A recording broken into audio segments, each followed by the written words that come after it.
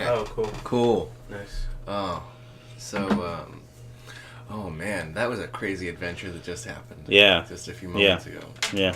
Oh, wow. All the snakes. I'm gonna say that The Legend of the Hidden Temple. You know, when Kirkbog invited us to that part of the The way jungle. Ian controlled Ewelak. It's a great thing Clarissa explained it to us all. Look, between you, me, and our new best friends, Cat Dog, I'm gonna say, nothing's gonna be the same. Our friendship is going. The show's gonna be different. It's better. It's gonna be way better. It's gonna be way more better. diverse. It's way more diverse. We finally have an animal voice. Well, and we've been meaning to get one Yeah. for ages. Yeah. Someone who knows both sides. The dog Literally. and cat side, yeah. Yeah. The east and west side. Of rap. And of course, we're excited to introduce our new friend, Mr. Bone. Peanut Butter. Yeah, Mr. Peanut Butter. There it is. Yeah. Are they saying Mr. Bones like on the Dreamcast? I was gonna say Mr. Oh, were you? Guitar. Damn it, that's way better. Yeah. He's way cooler. So if you die, does your stand still stay with you and you become a skeleton? Would it be called the Bone Zone?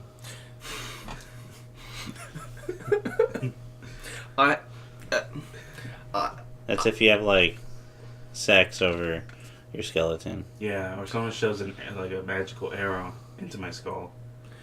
Is that... Wait, Wait, that's the bone zone? That's the Bone Zone? No, the stand. Remember how stands work? You have to shoot an arrow.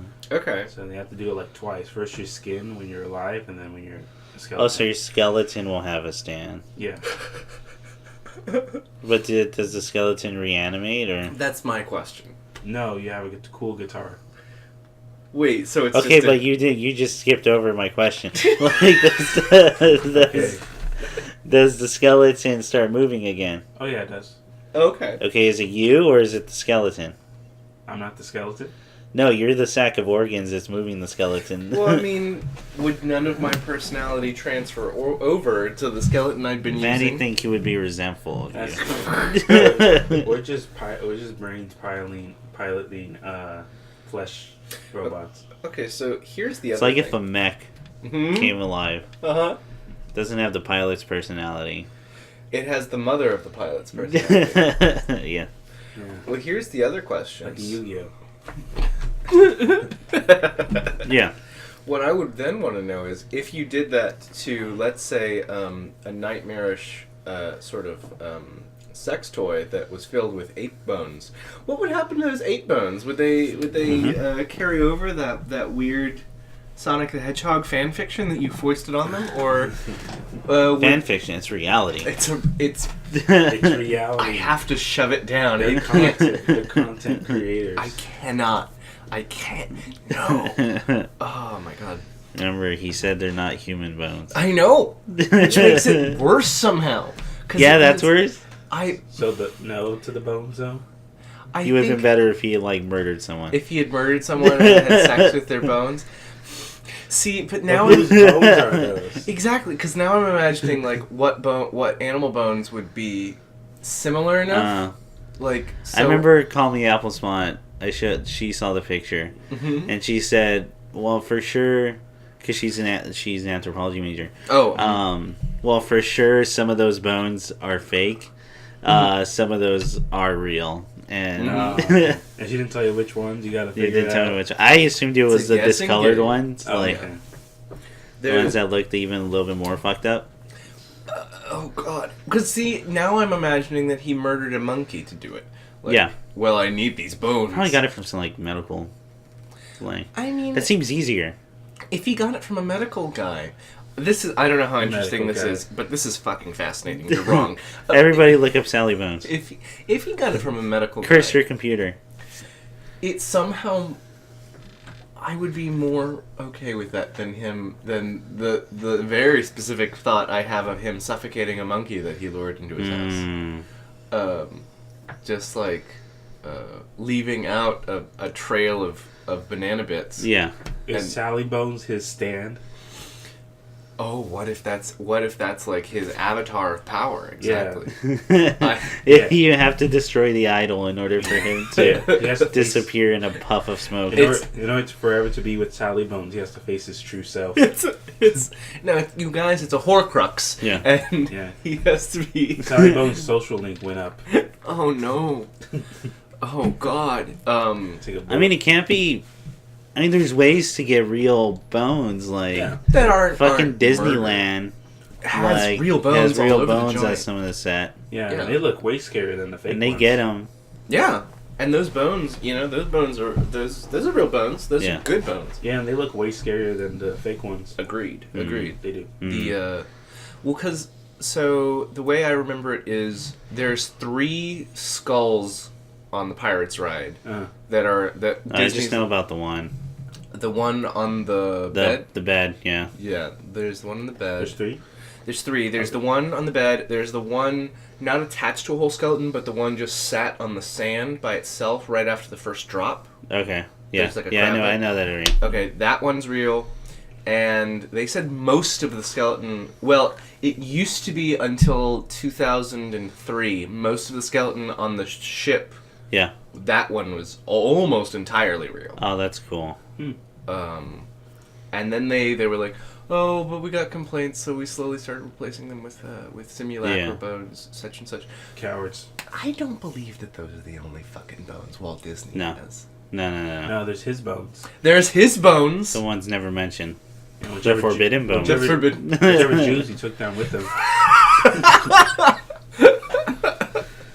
Well, I've got to make sure the park's real. I mean, if you got to shear the horns off, just do it. Did they ever bring that up in the Tom Hanks movie? Oh, his weird thing about the Jewish Yeah. people, his anti-Semitic. No, they did. Weirdly, they did. I never watched it. Well, because I tend not to watch those movies because I go, yeah, we'll bring up all the weird shit. Oh no, well, That's why I was happy about the Mr. Rogers documentary where they brought up his thing with like suppressing his gay partner. Oh, his friends. Yeah, totally. And that's. But he eventually came up better for that. So. And see, that's a way better story. Oh yeah, and way more interesting. And it makes me respect him more. Yeah, because he changed. He knew there was something wrong. Yeah, especially at that age. Oh, totally. Definitely tough. Especially at that age, being a faithful minister. faithful minister, faithful Christian. Like, Yeah. But, like, Walt Disney, we should talk about Walt Disney for a minute. So, first of all, that movie, Saving Mr. Banks, okay, is not good. it's not. Yeah, I didn't hear much hubbub about it when it came out. Well, because the film just kind of flattens everything Oh yeah, into, it's just, P.L. Travers doesn't like you're making a Mary Poppins movie. Uh-huh. And Walt Disney has to become the manic pixie who's like, no, just believe in your dreams, such and such. And the end of the movie, besides the fact that they change a bunch of stuff about their real lives, the end of the movie is just a complete fabrication. So, Nate, can you unplug the phone? the way that the way the movie ends is they go to a Hollywood premiere Okay, of Mary Poppins. and it ends like fanboys. They're about to watch and they go, "What if it sucks?" No, oh god, that would be amazing. I fucking. What ends up happening is they watch the movie, and this is true. P.L. Travers starts breaking into tears watching the movie and walks out. In the movie, she's just like, "Oh my god, I thought you were going to ruin it. It came out great. Thank you, such and such." What really happened was she walked out crying, and she was like, "This is just freaking me out. This is a book I've lived with for so long, and it's creepy to watch someone really do this, actually. And also, why the cartoons? I fucking told you I hate cartoons. Why did you do this?" So, yeah, I don't know. Or also do shit about how Walt Disney didn't think women should draw cartoons. Yeah, that was also a thing. That was also a thing. Yeah. Hey, everybody. Hey! It's early. It sure is. Very. It sure is. It's it's early on our end. Episode. Oh shit! It's got to be episode 23 Does it? because September is the second anniversary. Oh shit, you're right. So we're at 23 already. Yeah. This has almost been 2 years. Oh, fuck. Yeah. Yeah. How you feel about They're still not on an RSS feed. Okay, I'm going to work on that. We should do something. Should get back working on that. Yeah. Yeah, it's been busy. Yeah, lots changed. Lots has changed, guys. Yeah. So much. This new arm. This, Like, all these robotic. cybernetics. Yeah. Bare bones. I've become a stepfather to a young girl named Clarissa. It's I a. am to be wedded to the Cyber Duke's niece. Mhm. I, for one, welcome our cyborg overlords The chicken. that have taken over within the time. These 2 years. These 2 years. Gosh, what a. And of course, Nick, you've just become pure thought. I sure have. It saves up space. It really Yeah. does. It really- Yeah. I was too busy possessing evil lack. For those wondering how it works, me and Ian can hear him, and you can hear him. He does not show up on the mic No. at all. There's no levels. There's nothing. Ooh, he's a ghost the whole time. And I was possessing Necrid from Soul Calibur 2. We have no evidence that he's not Bruce Willis, and neither Yeah. do you. So, That's true. I do feel bold. let's start today's special episode with welcoming our new guest, Bruce Willis. Bruce Hey, Willis. come on. Hey, great job. Come on. Okay, who wants to start their months? Oh shoot. I don't know. Raise your hand real quick. 1, 2, 3, go. Yeah, I'll do it. Fucking. It's actually been a long month. Yeah, man. For even though we're not technically done yet. Well, this will be done by the time. Since the last one, we started the stream. Yeah. That's been going on. We now, as of this recording, have just beaten Chain of Memories. Yes. Um, That was fun. yeah. Yeah. Just going through all the Kingdom Hearts games. It's a pain. God. Yeah.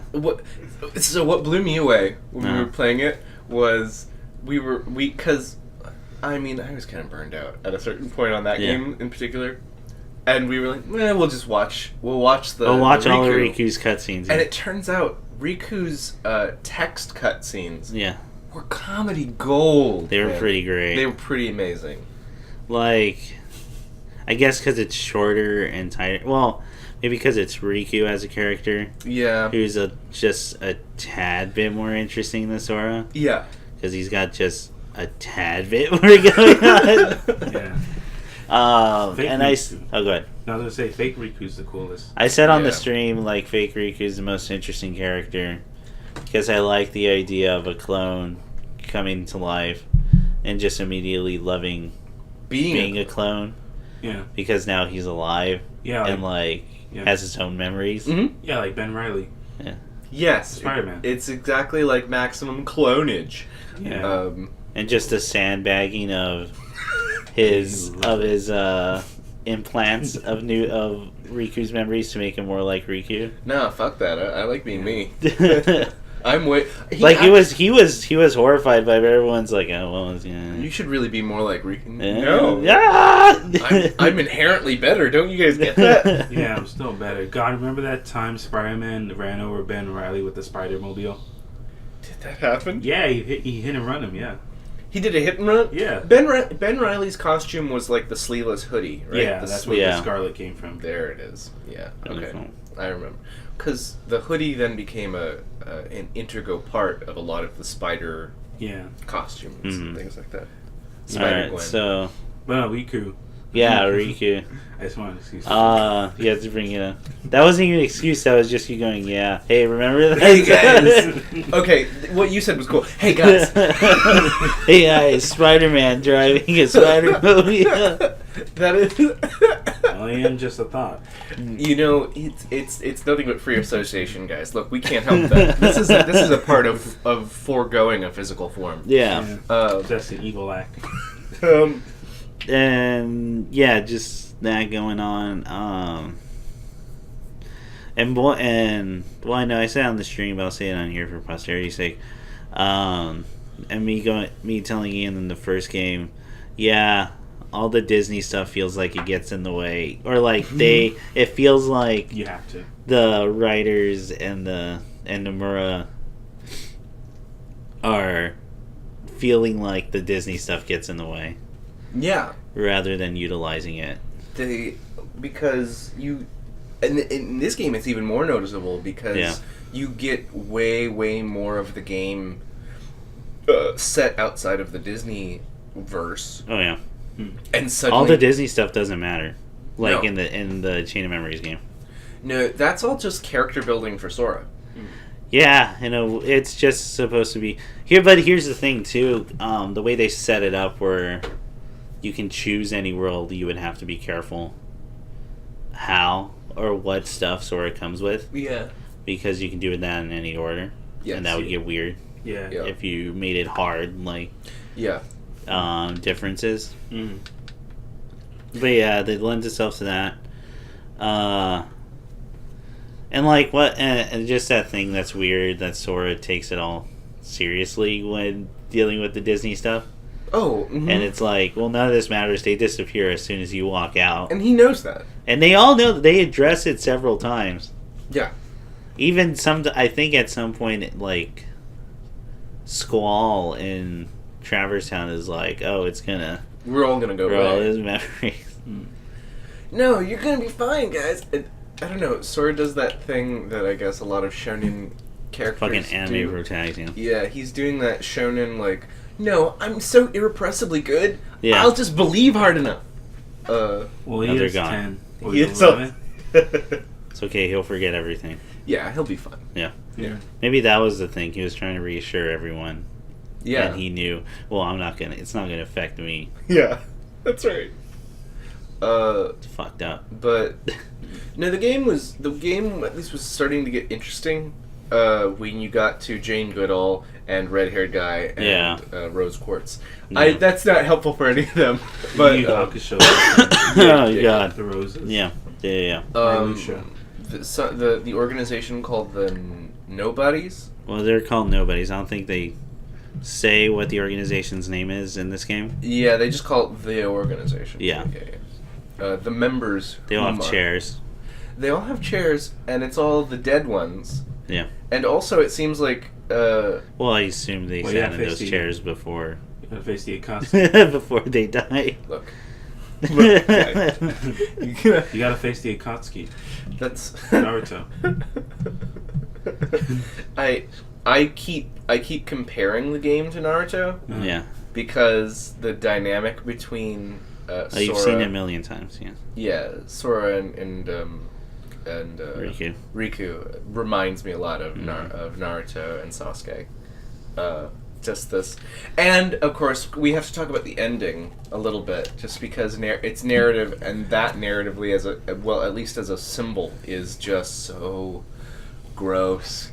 It made me Wait, lose which my one? mind. You must choose a path. Yeah. Oh, Oh. the fucking him standing on a crossroads and pointing at lanes. Yeah, and he's like, you And must choose a Riku, path. I'm gonna go down the middle. Yeah. Oh, but I think the guy literally says, into the light or into the darkness. No, the the dawn. dawn where it's a combination of, Yes. yeah, dude, like, Yeah. Like, Yeah. the darkness just Shannon Osborne. oh yeah, no, I freaked out on stream with that. That was so dumb. That was really dumb. And Because to me, it's like, how did someone watch that and go, this is clever. This is brilliant. okay. Like, Ronnie, this is great work. We love it. We love it, Ronnie. oh. And then this weird thing of so are they trying to like set up that Riku is like well, not just Riku, I guess all the nobodies are like a wolf pack, sort of. Yeah, you're gonna find out a lot more about him in the Kingdom Hearts 2. Okay. Oh, yeah. Which is a direct sequel to Chain of Memories. Again, I implore you to try to keep in mind how people totally miss Chain of Memories. I did. Well, I only played the first 2 hours on a GBA, and I hated it. Mm. Yeah, because I was a little kid, and I wanted big explosions and cool stuff happening. Right. And I have, like, a car thing. Yeah. Well, I didn't think the card mechanic was very fun. I didn't. I gave it a chance. I wasn't enjoying it towards the end. I wasn't enjoying it very much. Even just watching it, I was, Yeah. If you enjoy it, more power to you. That shit's not for me. Yeah, it's we're not telling you what you should or shouldn't like. We're just telling you that you're scum. So, but you made of bones. Yeah. And now we're gonna begin. By the time this episode's out, we've just begun Kingdom Hearts 2. Yes. I forget how long that game is. I know it's longer than the first one. Yeah. Yeah, that's for sure. That's a lot more happens. Yeah, that's what I was telling Ian. Like, just bear with Chain of Memories, because then when we get to 2 and beyond, it'll actually pick up. Okay. Well, no, because then we're going to get to 358 over 2 days. Don't you just read that, or do you have to play that? No, you watch it. It's going to be a movie. That was going to be one solid stream because, I think it's 3.5 hours or something. Okay. That's fine. Okay. Yeah. No, I'm interested now. Kingdom Hearts, at least through what I've seen, it's only been 2 games, but Kingdom Hearts has okay, this could go so. Oh no. Oh, yeah. Okay. Yeah. God. Which I think that's also partially them trying to. Again, it goes back to the Disney thing being in the way. It's just, we have to do all this before we get to the stuff we're actually passionate about. Uh-huh. And I get the feeling that Nomura, I genuinely mean it, he genuinely just has passion for the shit he's doing. Yeah. And he's lost all. And I forget who the guy actually started the project to. Mm-hmm. Just him going, I worked so fucking hard to get these fucking brands. Yeah, cool. So the genie will show up now and again, but we're good. 2 probably has some of the cooler worlds. We'll go to. No one spoil Ian on that. Ian's the only one who goes in clean. I'm very excited. Because there's 2 in particular that I love. In 2? Yeah. Yeah, no, for sure. I really hope there's some Pixar stuff in there. There weren't no Pixar stuff in the first one. You want me to just spoil you on the Pixar stuff? Or? No. Okay. No. Don't tell me one way or the other. Okay. I just want everyone at home to freak out and be like, "You fool!" Yeah. One way or the other. One way or the other. It's a yes or no, but. They go to Philadelphia and meet Dennis. Holy shit. Yeah. Fuck, I would love that. Did you see the trailer for the new It's Always Sunny season? I did. It's fucking Dennis as a doll. Dennis is a sex so doll. Fucking horrifying. You need wait, and then what was it? Mindy Kaling is his therapist now. Yeah. Yeah, Mindy Kaling is Mac's therapist, and he said, "You wanted something Dennis shaped to fill my hole." That's not what it was. And then they're going to sensitivity training. I'm interested in seeing what's going to happen. Me too. And I'm still not convinced that Dennis won't be in it. Yeah. Because they're smart. They're smart people, and they know that's not a thing you tip your hat to right away. They've been riding this train forever, and they know that, that this train, that they can just do whatever fucking they want. They can do whatever the fuck they want, and I think that... Well, also, the other thing is, I don't know if they're going to have other projects that they have to split their time with for a while. Yeah, now that, Charlie Day's even in more movies. Charlie Day is in more movies. I was thinking about, and what's her name? The character who plays Dee, the actress who plays Dee. What's her name? Her show is... She's a twin. Oh, she's a twin? The Olsen twins? Yeah, one of the Olsen. Wait, what? Oh, no, one of the Olsen sisters. One of the sisters. She's related to the Olsen twins? I believe she's related to some famous pair of twins. I have to look I that thought up. her name was Allison Olsen, wasn't it? Or? Yeah. Oh, yeah, okay, that sounds right, yeah. Yeah. Yeah, she has that show. Is it good? I haven't checked it out. It's very good, but it's off. Oh, it's off? It's done? It's done. Okay, I Yeah. can't. Oh, it sucks. Yeah, it sucks. It was a funny show. I liked it a lot. And then I think that the actor who plays Dennis, I again forget his name. Mm. He was in a show produced by He was in AP Bio. Lauren Michaels' show. Yeah. Yeah. And that's off. That's done. Yeah. But that one's one I actually wanted to watch. It was funny also. Yeah. Both of them carry over some of Damn, the if I had attitudes. watched, I would have been that one viewer that pushed it It over. would have been if It you was had my been fault. watching. It was me all along. Yeah, the thing is, they were both funny shows. They were just very different in that they were like Caitlin Olsen. Caitlin Olsen. Yeah. So Wendy Olsen. Any relation? Yeah. Okay. I think one thing that may have been totally different for people who watched that show, well, who watch It's Always Sunny and the other two, is they were like very nihilistic. They were pessimistic, but they ultimately had that sitcom resolution of like people who genuinely care about each other, which may have been weird for people who are into It's Always Sunny. Yeah. Where you never get that moment. But I liked the shows. They were funny. Okay. Yeah. And the scene about Congo. And that was great. Like the country of Congo?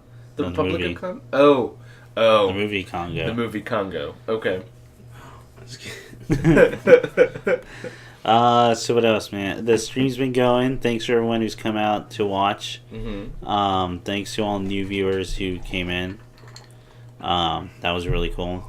I know it sounds like I'm not actually grateful. No, I am. It's early. Give us a break. Come on. Yeah, I felt bad. Y'all are great. We were trying to donate, but we just don't have enough. Y'all are beautiful. We love you. We adore you. We're going to send you a P.O. box. Yeah. Envelope us. Until we know you personally, then we will grow to resent. It's like family. Okay. Yeah. Cheap shot. Okay. Hey, look at that fruit. I can reach up and grab. Just right there, man. Yeah, what else? Evo. Nick and I went to Evo for the weekend. Oh, yeah. I don't know why. I was worried that we already talked about it. So no, because it was right after. Yeah, okay. The last podcast. Okay. Do you want to get into it now? Or? It's fucking dope. I was drinking the entire time. It was cool, I guess. It was kind of cool. What went on? What went on there? For those who don't know, Evo is like the world stage for fighting games. Happens in Vegas, Mandalay Bay. We were there pretty much all weekend. Got to watch a bunch of cool shit. Try a bunch of cool stuff out. We tried DOA 6, which was new. Yeah, DOA 6 was probably the most surprising. Yeah. Oh, really? All the things we tried there. It was actually really fun. Yeah, it was really fun. It's the most fun I've had with a DOA game in a while. And so now I'm like convinced to try it out once it comes out. Yeah, plus that new trailer shows really cool shit. Yeah. With stage interactions. The stages, I know there were some complaints about like the characters designs not being as sexy. Well, yeah, that. Or as revealing. But I know Max, the video game YouTuber, Maximilian dude, when he saw it with his group, he pointed out that one of the characters was wearing a karate similar to Akira's garb. Oh, cool. From Virtua Fighter, and he explains, well, that's an Easter egg costume from DOA 3. Yeah. They're teasing he explains them that to stream that they're teasing you that you can unlock previous which is nostalgia costumes. That's awesome. Which I think was really cool. Which is always great, yeah. And then the other one, Limay's her costume was really interesting. And then, I like hers. Yeah, because it was going back to when she was training. Because I was like a training. Yeah. So I'm actually looking forward to it. And the Travis touchdown. The new guy. The fucking Canadian guy, yeah. Wait, he's Canadian? Yeah, he's Canadian. Okay, I thought it was Brazil. Is he? Oh. Fucking yeah, he was really fun to play. That was the guy I tried out because I had never seen him before. Yeah. That game's gonna be rad. Soul Calibur 6, super fucking fun. Me, Nick got to try that. It was awesome. Yeah, holy fuck. Yeah, that game is just gonna be good. Like, I can't wait for it to come out. Did you hear about that Tira DLC thing? Yeah, I saw it. Yeah, it's day one. Oh, okay. That's kind of weird. That is weird. I thought we were past that for fighting games now, but I guess not. Yeah. What does that mean exactly? Day one? So when the game comes out, there's DLC already for it. Oh, really? Yeah. Yep. Which it always comes off on the bad taste, because, well, let's if we give them the benefit of a doubt, we don't know what the actual work schedule was, and this probably came later. Yeah. To the point where they couldn't put on the master disc. Yeah. If they could have, it feels really bad. Yeah. Mm-hmm. And to most people, they won't let that slide. Yeah. Because then they would have just said, "We'll delay it like a month and put it on." Right. Which is kind of reasonable. But it's always weird. It's not like to have an incomplete game. that you buy, and you have to pay more Yeah. to get it. Especially with fighting games where you always want the full roster. Yeah. Yeah, so that doesn't feel that great, because then that also lends to the idea that there's going to be more. Like Spawn. Yeah, on day one. Necrit. Having said that, Tira, I think looks good. She does. I think she looks better. I like her design, yeah. I'm still going to be playing my boy Nightmare. Okay. The epitome of character design He looks awesome. since the second game. Did I ever tell that story? Did I ever tell that story as a kid? About Nightmare? Yeah. No, I think so. As a kid, I was like, this is it. We did it. We've made the coolest character ever. Everyone else stop. Everyone else stops. Look at this edgelord. He's the coolest. His sword has an eyeball on it. Oh, man. That's fucking dope. Yeah. It still is. No, he's great. He has a horse now. It's a horse. It's a shadow horse. The shadow horse. Doesn't even have legs. Because of the shadow. I'm gonna tell you something you already know, but that is just taking two words and putting it together. Like, what does he ride? He's like a Shadow murder horse. hawk? No, a shadow horse. I think about to say Shadow Hawk. I don't know if they call it a shadow horse, but you look at it and you go, that's a shadow horse. Came from the Shadow Run. That game was rad, dude. What like, I don't know. I mean, it was Vegas, gambled, drink, tried some great whiskey. Yeah, it was my first time there as 21. That's true. Oh, nice. So yeah, to try all that. I tried gambling. It's not for me, just personally. Sure, for sure. I didn't do I just it. like roulette, man. Were you what did you go in for? Was it cards or did you try like a Roulette. Roulette. Yeah. Roulette is there's no skill at all. No, in you roulette. just turn your brain off. Yeah, Yeah. that is absolutely dumb luck. Is all. That's why it's roulette great is. whenever I always win roulette my first time. Have you won? You've run. roulette? This year I won. Well, I don't want to say how much, but it was even more than. You won money. Yeah, it paid for the entire weekend. Oh my god. Yeah, I technically didn't spend any of my money while in Vegas. Can I ask you a quick follow up to that? Yeah. What's your address, really quick? Your social security. Oh, it's gone by now. Oh yeah. Car troubles have been. Oh yeah. That was gonna be. The next thing. That's not as fun, but yeah, car troubles have been going on this month, and that's not great. For sure. It's not great. A lot of disappointment. PT Cruisers suck, people. Like in terms of trying to fix them. Mm-hmm. Everything's hard to do. Like That okay, so that whole thing completely convinced me to like try to get a like a Honda or a Toyota. So it's easier on everyone. Yeah. Oh man. They're very easy cars. Those are easy cars Yeah. to get in. I guess for those who know PT Cruisers, I had to change, or cars for in general, I had to change the alternator, and I spent like Entire day. 6 hours, 6 or 7 hours, just to get to the point where we had to choose whether or not to do this or to disassemble my right front tire, my right front wheel's entire axis. Yeah. And you're like, well, fuck, we're in over our heads now. Like, this isn't. And then you would have to move the power steering. Yeah, Drain and then the fluid. realign once we put it back, we would have to realign everything. Yeah, that sounds like a pain in the ass. Yeah, so we were like, nah, fuck that. Yeah. So that sucks. What else? I mean, well, Evo was really fucking fun. Yeah. Got to go to the Evo Video Games panel. Oh, that was great. We each got signed posters and we got the pillows. Oh, nice. And I got a little Benny plush with an arcade stick. It's fucking dope. Yeah. And then something happened at the panel. Yeah, a guy proposed to his girlfriend there. Apparently they had met through Maximilian's stream, and that was oh wow, really rad. That was great. Yeah. It was one of the first things that happened when people were lining up for questions. Yeah. So people kept asking questions after. That was kind of weird. Yeah, you want to try at least middle back. Yeah. Yeah. He showed us before that was the world premiere of his Guinness Book of World Records page. Yeah. So he is now a Guinness world record holder for longest running and most subscribers. And biggest channel for fighting games. Yes. Oh, wow. And like the fighting games community, and that was really cool. Yeah, that was great. That was a big surprise. We didn't even know we were looking at until he told us, and everyone like freaked out. Yeah. Oh, wow. Shit. Yeah. They released a video right before that panel, but they announced a new Smash Me. Oh yeah. Which was like their assist me buds for Smash Bros. Mm-hmm. And did you watch it, Nick? I haven't seen it. Oh, okay. It is darker. Okay. Just in terms of like just sadder for Okay. Simmons' character. Was it like better or? I personally really liked it. Yeah. Okay.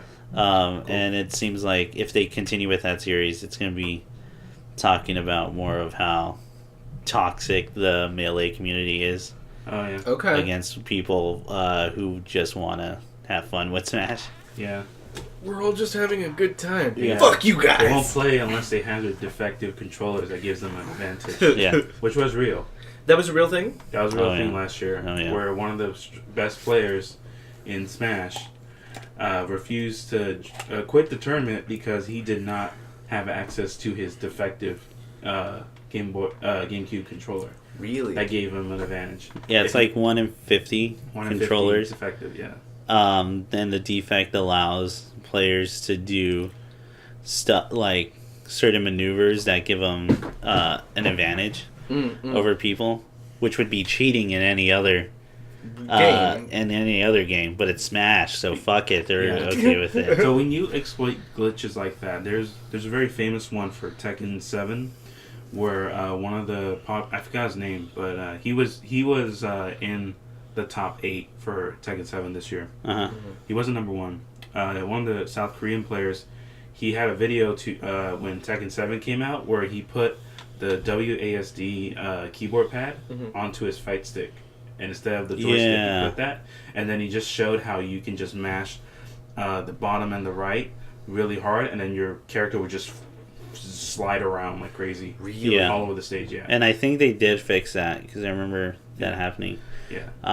But if you did that, It would It's super not cheating. be allowed in tournament, yeah. yeah. Right. People would call you out for Yeah. your shit immediately, Yeah. like, I shoved my broken hitbox in and Yeah. lets me block from 2 sides. dude. It just wouldn't work. And the thing is that a lot of players are even admitting for Melee that in interviews saying, yeah, no, we just expose glitches trying to convince people that it's competitive. When it isn't. Right. Mm-hmm. Yeah. Yeah. Yeah. That sucks. Yeah. That's not very sporting. No. No. And the smell. No, I'm just kidding. Yeah, they all smell. They all smell bad. It's just such Do you know that apparently there's a whole article written on how everyone in the fighting game communities agree that Smash players smell worse No, I hadn't. than heard that. everyone else? This isn't saying other communities don't smell. Right. No. That we all smell. It's just, Wait, it's guys, numbers. Gross nerds that don't Yeah. shower. Yeah. No, it's just it's just people in general. It's But numbers. everyone seems to agree that Smash players smell worse. Look, guys, I'm not saying it's just a numbers game. It's guys. everyone. Everyone has come to agreement, and it's like my favorite thing.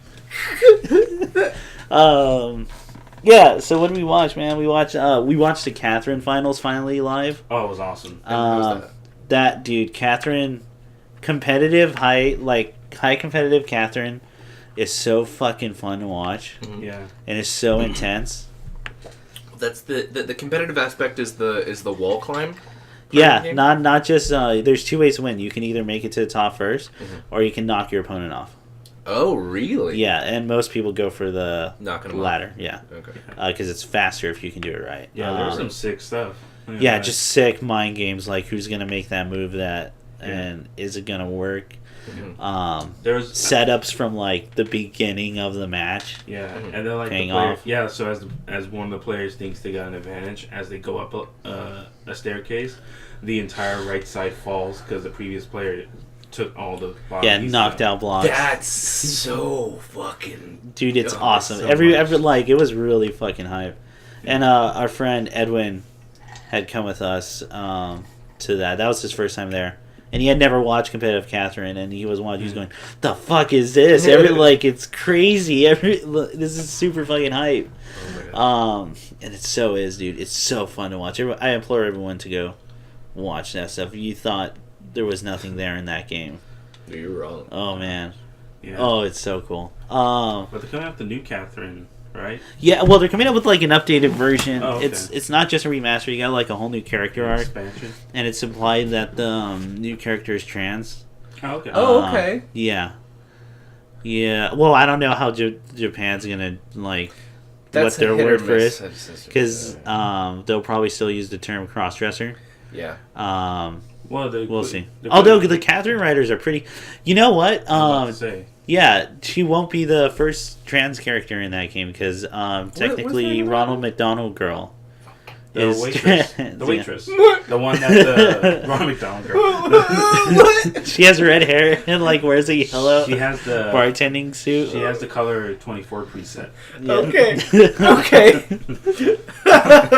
Yeah, she's trans if you follow her storyline. Okay. Yeah. Okay. Okay.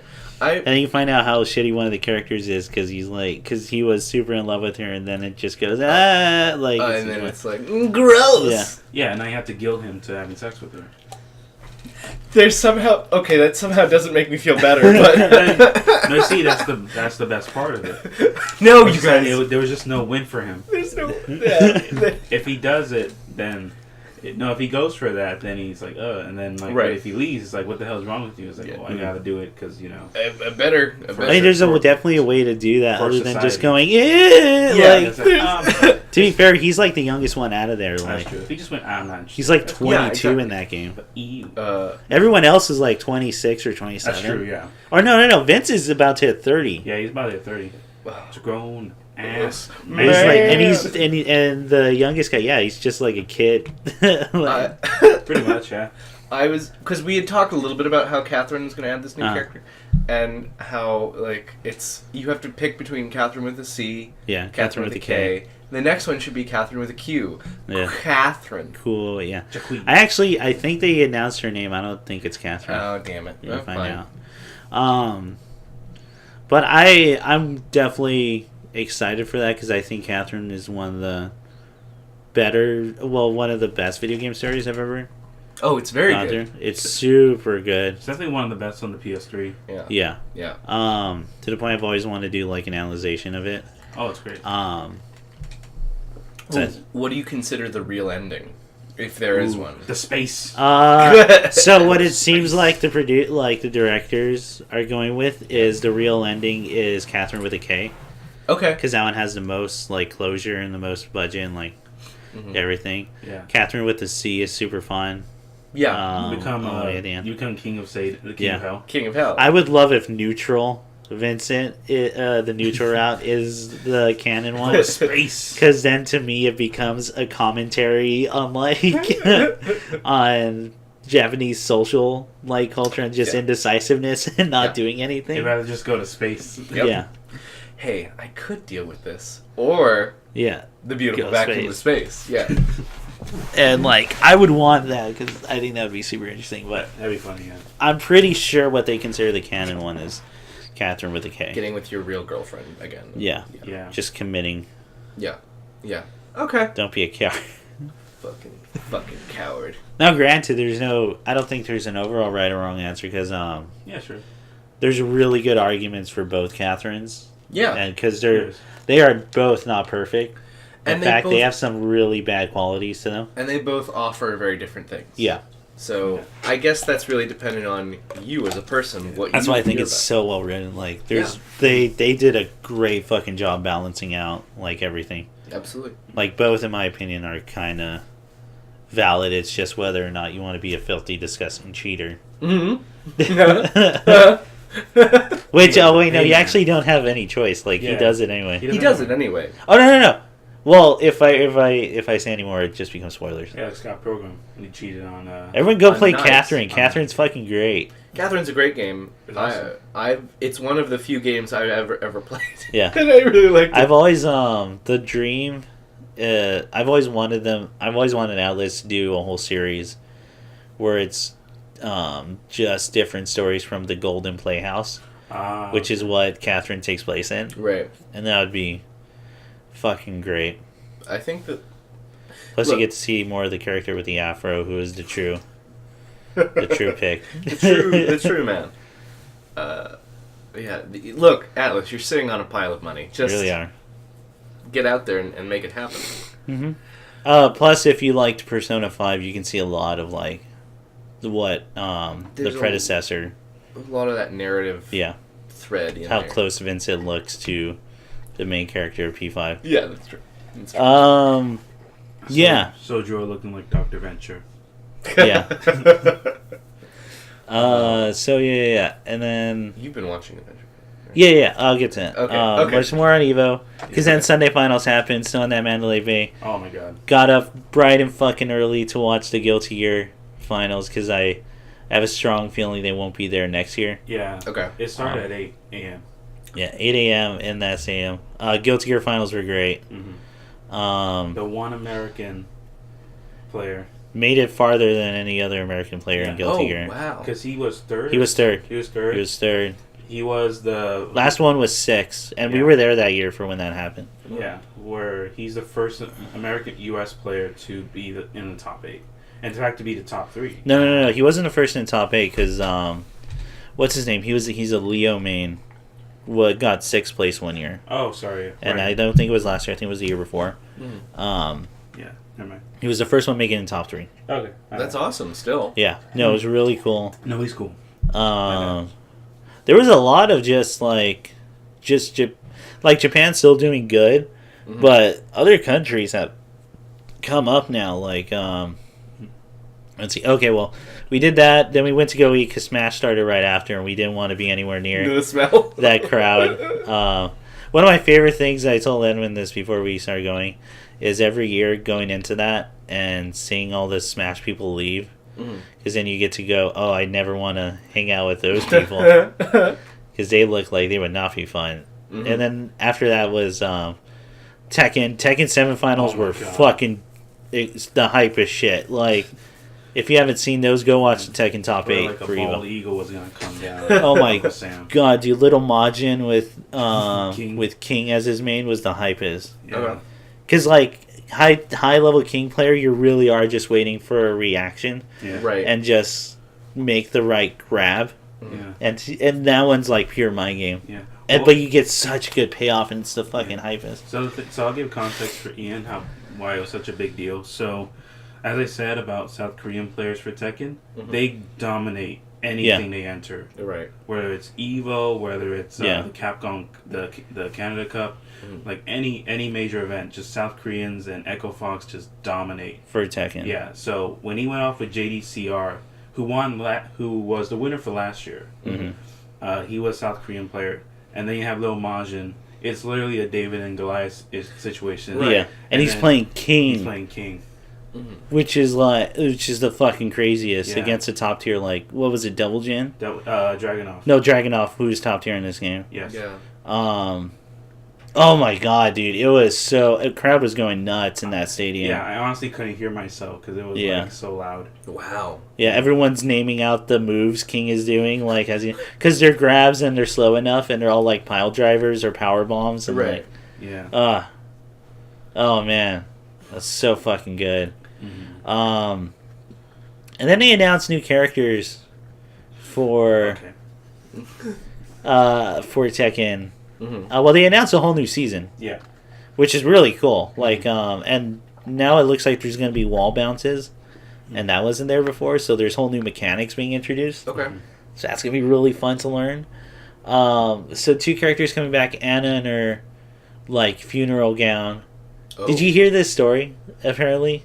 Yeah, it's pretty crazy. Like Anna killed whoever Nina was trying. No. Nina's the bad guy in this one. Which is weird because Nina's usually portrayed as the good one. Yeah. Killed the mob boss that Anna was gonna marry. But Anna was like genuinely in love with this guy. Oh. So she's wearing a funeral garb. Right. As opposed to Nina's wedding garb that she used to sneak in and murder. Oh my god. The mob boss. Dude. Oh man, I fucking love their rivalry so goddamn much. Yeah, and then because it's literally spy versus spy between these women, and like usually Nina comes up on top. That's Okay. true. But fuck yeah, now I want Anna to win. Anna looks so cool. She looks great. And her special is so fucking stupid and great. Yeah, call back to Tekken 5. Yeah. It's just a huge launcher, and while your opponent's in the air, she drags like a rocket launcher. Like, or not even rocket, not even RPG, it's like a missile launcher. And it hits you in midair and then shoots it like point blank. It's fucking rad. Yeah. Fucking rad. Oh my god. And then Lei Wulong Really? is back, who's the Jackie Chan stand-in. He's the he's the drunken cop. Okay. But now he's more washed up. Did you hear he's like a big Lucky Chloe fan? Oh, I know that. It's cool. Really? Yeah. Like he great. as soon as Lucky Chloe came in, he became that huge fanboy for him. So that's pretty great. And then a guest character was revealed. Okay. Do you know who it is? No, I don't. Okay. So let me set up the stage for this and how everyone felt Okay. in the stadium. Okay. The last guest characters were, first of all, Geese Howard. From Last year. from last year and from Final Fight. Yeah. And I had mentioned last year that was the biggest pop-off I had ever heard inside a stadium. Right. Where everyone's going nuts.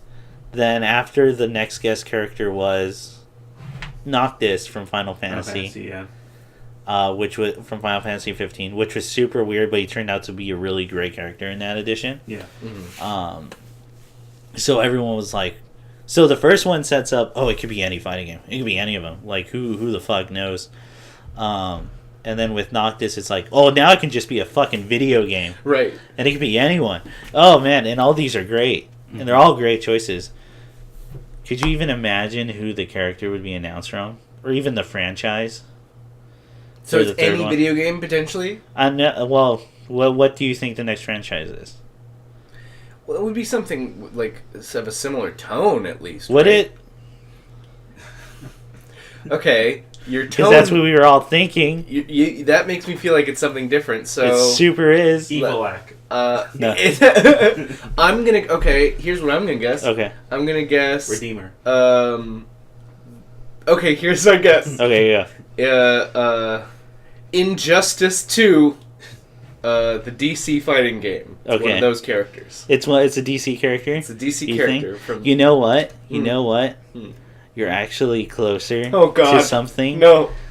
So, you can think comic books, Okay. but that is not what they're pulling from. Okay. They're pulling from television. It's Savage Dragon. No. God, I would have been I would have lost my goddamn mind just Savage now. Dragon has more of a chance in, like, Injustice games. Yeah, it does. Yeah. He would have done Anything. good in those. I mean, they got the Teenage Mutant Ninja Turtles, like, and that was, like, Yeah. fucking rad. Yeah, that was awesome. So it's from the Walking Dead series, and it's Negan. Dude, okay, no one knew what was going on because, like, I had stopped watching Walking Dead forever, and when they showed image of this dude with a baseball bat, I immediately went to Frank West Right. from Dead Rising because I was Yeah. like, fighting game, holy shit! They're like they care about Marvel, or no, they care about They care about Dead Rising more than Capcom does, and like that would've been cool. that would've been rad. And then it's like Negan from Walking Dead, Okay. and it's just everyone going, yeah. No, everyone else was confused Dude, too. everyone was fucking confused. Yeah, but why though? But I don't understand. Terada can do whatever the fuck he wants. Like, it's what it For is. better and for worse. For better and for worse. Kiryu will never make it from Yakuza. Yeah. And that's the one. That was the fan favorite. That was the fan poll. Yeah. Even the creator of Yakuza is like, do you know if like I'm willing to put Kiryu in Tekken if they ever ask. Like, Yeah. I'm willing to relinquish all rights just so they can do Honestly, it. wouldn't mind if they just released all the main characters from Yakuza. From Yakuza in there. Yeah, Sajima. Oh, dude, Kiryu would work so well in Tekken. Yeah. Like, it's crazy. So Negan's gonna be. Yeah. And here's what baffles me. Yeah. Uh, There's a lot. I mean, there's a lot. There's a lot. For sure. There's not even a character model. It was just a silhouette, and they said Negan. Jesus fucking Christ. And they played that Walking Dead music I hadn't heard in years. Yeah, Yeah. they just dropped off. Yeah, I haven't watched Walking Dead since Series 2 when they were really boring and in a barn forever. I stopped after the governor died. I'm like... Oh, that show got bumblefuck weird. So, yeah. Because the deal was the governor was like my favorite character in that series, and I thought the actor was just so fucking good. It was one of those things where I was watching and go, oh, this will hopefully get it back on track because he's actually great and he's a super interesting villain. Yeah. Then once he went away, I went, oh yeah, now I have no interest for. Well, and the show apparently had like a habitual quality of promising a lot from characters, and then murdering them. Yeah, and then you have like nothing. Mm-hmm. But that's a really ineffective way to make me invest in their death, because. Well, you just murdered a stranger. Well, the problem is now it's gone on too long for the deaths to matter. Yeah. Because now you know who's gonna survive. Who's gonna die. Who re-upped their contracts? Exactly, and I had stopped watching before, but when Steven Yeun went away, I was like, what? Yeah. He was so good, man. Yeah. He was so good. Mm-hmm. But he went on to Sorry to Bother You, and that's he's great in that. Did we get to talk about that? We did. Okay, we did a whole spoiler cast. Okay, that's right. Yeah. I just want to keep talking about it. I gotta rewatch it. Oh, man. But, yeah, I feel like the show has also kind of hit its cycling. It's cycling through narrative. Oh, for me, it's just it's a walking zombie. No, yeah. It's just something that still goes on, and I think people still, although they've had worse numbers than ever before, apparently. Yeah. It's something I don't care about anymore. No, I don't. And if people talk about it, I go, oh, okay, you're one of those guys who still watch it, and I don't get the appeal necessarily, and I feel like I had said early on. I don't know. Did you read the comics at all? Yeah, a bit. Never that far in. Nick read a lot more than I did. Yeah. Yeah, I did. It was past Negan. It was okay. It's Robert Kirkman's fault because he lied to Image Comic. Tell that story. Because remember they before he was spoilers for the explanation for why zombies exist, I guess. But if you still care about Walking Dead, you're probably not. You're probably not.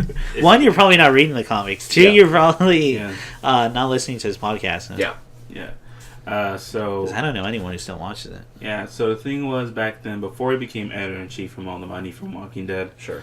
At the time, he was asked to make a sci-fi comic book because they feel like they were lacking in sci-fi area since a lot of them were doing fantasy or ultra-violence at the time. So they asked him, can you make a sci-fi one? He's like, sure, but then he thought and said, man, I really want to make a zombie. That is cool idea for a zombie one. Right. So I'll tell them that it's a zombie comic book, but they're summoned by aliens. Okay. The end. And I'll just try to drag it as far as possible until they forget about it.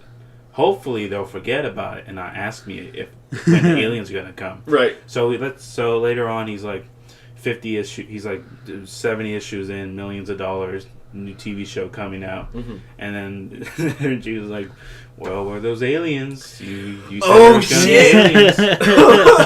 You said there's gonna be aliens. Where the hell are they?" He's like, "Oh, don't worry, they'll be in there." And that's why it's just dragged on so long. Because he just doesn't want to. So because the ending is aliens. It's aliens. The ending is aliens, and he knows it's stupid. Yeah, it's a fucking dumb ending. It's gonna give ancient alien guy. Oh my god, man. Well, so I was gonna say the two ways this can end is. Well, because the way he set it up now, from what I know about this, is there's no clear resolution that could ever happen. Yeah. Basically. I mean, aliens is going to be dumb, but everything else is also going to be unfulfilling, I think. Mm-hmm. Yeah. Because the story is now just a meditation on the darkest parts of the human nature. Yeah. And how we are irredeemable and the world can never... We are the true monsters. We're the true monsters. We are the Walking Dead. But also, the world can never go back the way it was at this point, because so much of... Because they confirm, it's 5/6 of the planet is already dead anyway. Yeah. Mm-hmm. So, whatever. Yeah. But also, yeah, I agree. Who gives a shit? Yeah, who gives a shit now? It's Yeah. been years for me since I gave a shit. So like, Yeah. God, and I remember watching that first premiere episode on Halloween Oh yeah. when it happened. It's more innocent times. It was a different time. That was 8 years ago. Yeah. Yeah, I don't want to say it was 9. aliens. Oh god. It's running as long as Seinfeld. Oh god. Yeah. Hey man, I don't want to say it was aliens. It's okay. AP Bio got But it was canceled. aliens. Yeah. So that was a weird feeling. Right. Yes.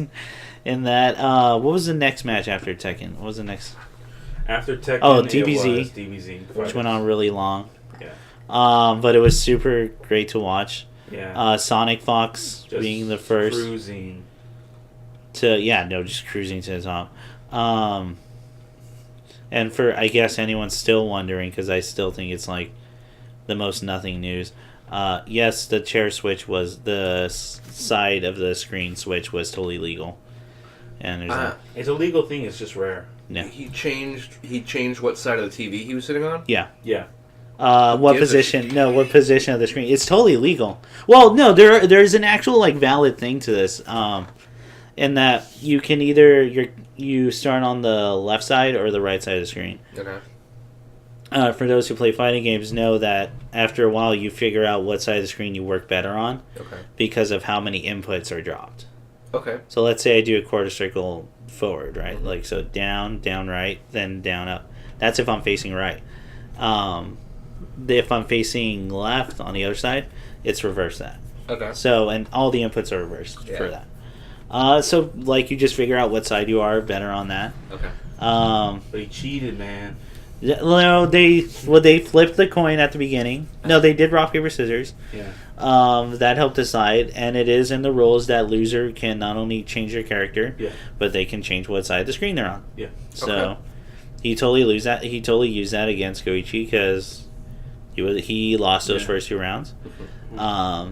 The thing that made it weird was I think the officials took too long when it was a very simple you flip a coin if both are okay with since Goichi didn't want to give up that side. Yeah, I agree. I think that I don't know why there were like 10 guys. Yeah, on the sponsor 10 minutes. and Yeah, 3 10 guys. minutes. It was 10 minutes, and we're all like, "What the fuck are they asking for?" And it turned out it was just a side switch.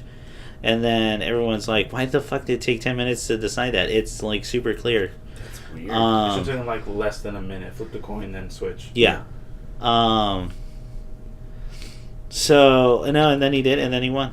good. And he was the first. He's the first Evo winner of DBZ from the U.S. Is it Brooklyn or?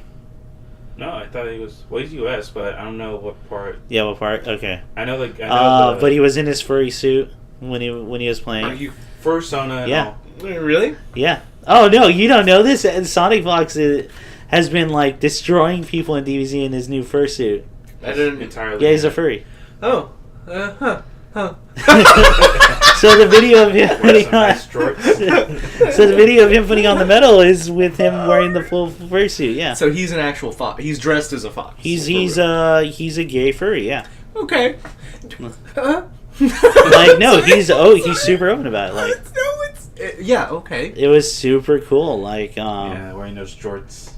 like his first tweet after Evo was like, "I'm gay and I'm also the best at DBZ in the world." Good for him. Yeah. Good for him. That wasn't him coming out though, because he had come out a while ago. Yeah. It was No. just reminding everyone. Hey guys, help me. In case you forgot. Yeah. I'm It was sorry. great. It was great. No, dude, it was so fucking cool. Like, and I was rooting for Sonic Fox the entire time because I would have loved if he was the first one. Yeah, and our friend. He literally wears weighted clothing So when he plays Dragon Ball. So he's like that character from Naruto, Yeah. who's like, I've been wearing weights the whole No, time. dude, I'm he's even more Piccolo. Oh, okay. He's Piccolo who takes off the weighted garb to get Yeah, stronger. So he's the best at Skullgirls, Injustice, Mortal Kombat. I think I told Edwin this when I was explaining just how good he is. He may be like arguably the best fighting game player on the planet right now. Oh wow. Yeah, he's the best at Skullgirls, the best at DBZ, Injustice. Injustice 2, just Mortal Kombat. For sure. fucking dominates like everything he plays. Yeah.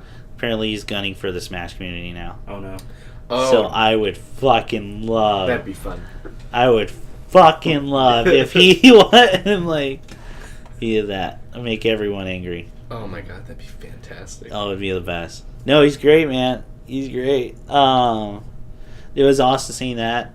And then Street Fighter. By the way, we were like, now this is going on until like 9. We were there actually so we were there from 8 to 11. Yeah. Okay. For 3, and then we took a break because Smash was going on and ew. And then we were back there at 1, and we didn't get back to our room till like midnight or like 1 in the morning. Mm-hmm. So we were there for almost like 15 hours like of that day. Wow. And Street Fighter went on. Street Fighter was still like just fighting games to their essence. Pretty much. Rock, paper, scissors. Like who will make the right guess? Who's playing the mind game right? Because at that level, it's just a chess match, and it's high level chess. It's just trying to get into your. It's super great to watch. Yeah. Get to learn a lot of shit just by watching. And then some new characters were announced.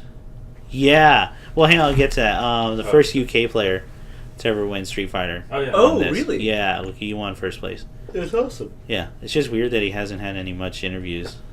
Yeah, Yeah. I'm surprised. Very, very quiet person. And I think it was the first. It's the first time in 2 years that they didn't show that on ESPN. Because Really? Overwatch was going on, I guess, and they did that. Okay. Who gives a shit? Like, fighting games are way more fun to watch. Overwatch is the one with the comet, I think, right? It's the one with the guns. Uh-huh. And you shoot. The Comet, which one? It's the one with all the porn. Oh, they have Okay, there's yeah. so much Overwatch porn. Number one things searched on Pornhub are all Overwatch. Are you porn. serious? Yeah. Wait, that's the samurai cowboy and the bunny suit girl, right? Yeah. I don't know about the bunny. Well, there's probably a bunny suit costume, Okay. but yeah. Yes. Okay. I think I know what you mean. Yeah. It's got that edgelord one with 2 guns. With the big skull Yeah. face? Yeah. Reaper, yeah. Yeah, I remember that. All the character designs are cool.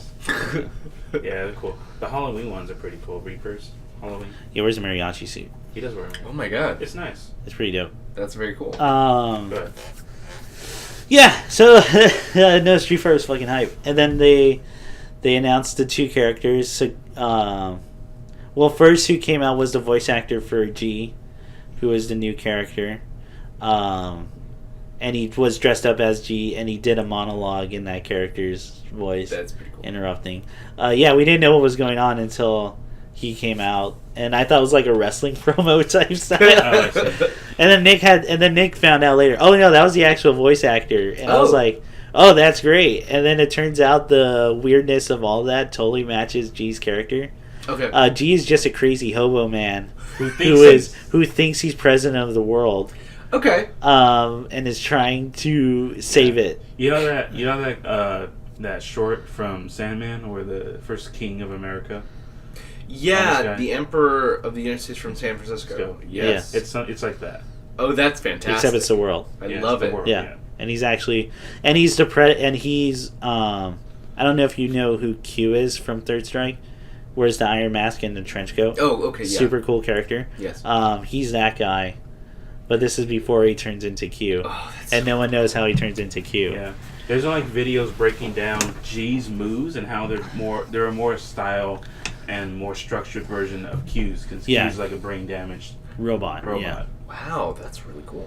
Yeah. So and it's cool because now they have, I think almost all elements that Japan views like Earth elements. They got a character for Fire who is Dalsum and Ken, arguably. Although I think Dalsum fits that a little bit more better. I think so, yeah. Water for Chun-Li. Metal for Urian. Earth is, I believe... No, Lightning is Blanca. Lightning Blanca, of course. Who's Earth? Is it Zangief? No, Earth... No, sorry. Earth is now G. Yeah, it's G. Okay. Uses Earth-based powers. I think they just need to win one. Isn't it Nasheed or... Oh, Rashid. You're totally right. Nasheed, yeah. You're totally right. Never mind. So yeah, now they got all that those bases covered, and then they showed Sagat, Sagat has a fucking tiger. Yeah. And he looks so fucking cool. He looks so fucking His good. stage looks beautiful. It's the original. Yeah, and it's the original one from Street Fighter 1. From 1. Like, oh my god. Yeah, I thought I was going to pull out his shotgun. Looks so fucking In the cool. show. No one knows what I know what you're talking about.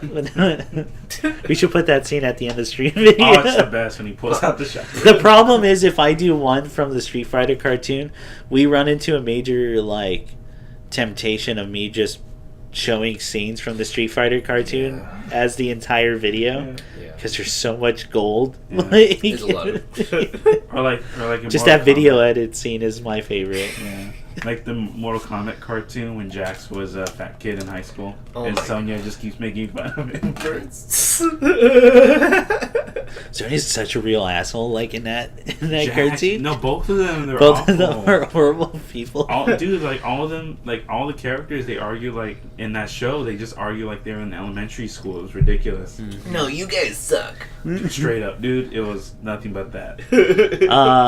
This guy looks fucking great. And then the big announcement was they were both being released right now, Okay. like at the time of that event. So as soon as Evo's over, they're there. Okay. And Switch was fucking cool. Yeah. The theme song was really cool for G. Yeah. Oh man, they got some guest artists on the G song. Yeah. Del the Funky Homo Sapien Ooh. did a remix for it. Yeah. And Dan the Automator was producing. Yeah. Yeah. It's fucking rad. It was Like, actually really cool. Yeah. like the scene's going on and Nick goes, "Wait, look at the music credits," and we and him were both like, "What the fuck?" Like that's awesome. Okay. Cool. No, they're both great. Yeah, what was his V trigger? He has two. It's Maximum President and Dangerous President. Yeah. I believe it was moves, yeah. One of them's like a projectile, and I forget what the other one does. I haven't gotten a chance to play them. I'm probably going to play them today for... I hold like a yearly Fisticuffs event, and that just happens to be today. Okay. Where post-Evo, we all get... Me and a bunch of people get together, and we all just play fighting games for like... till midnight. Oh, wow. Okay. And it's all random shit. Yeah, you've been there. Yeah. Yeah. Yeah, and Sonic the Fires is always number one. Anyway, A lot so of Evo, man, Evo's great. What else? I'm sure there's something. There's other stuff I did. Oh, we went to I went to Disneyland for like the first time in years with Nick and my sister, because they were doing that. Because my sister has a pass, Okay. and they do that thing where if you take them, it's like $100 for one day both parks. So we did that as her like before she goes back to school.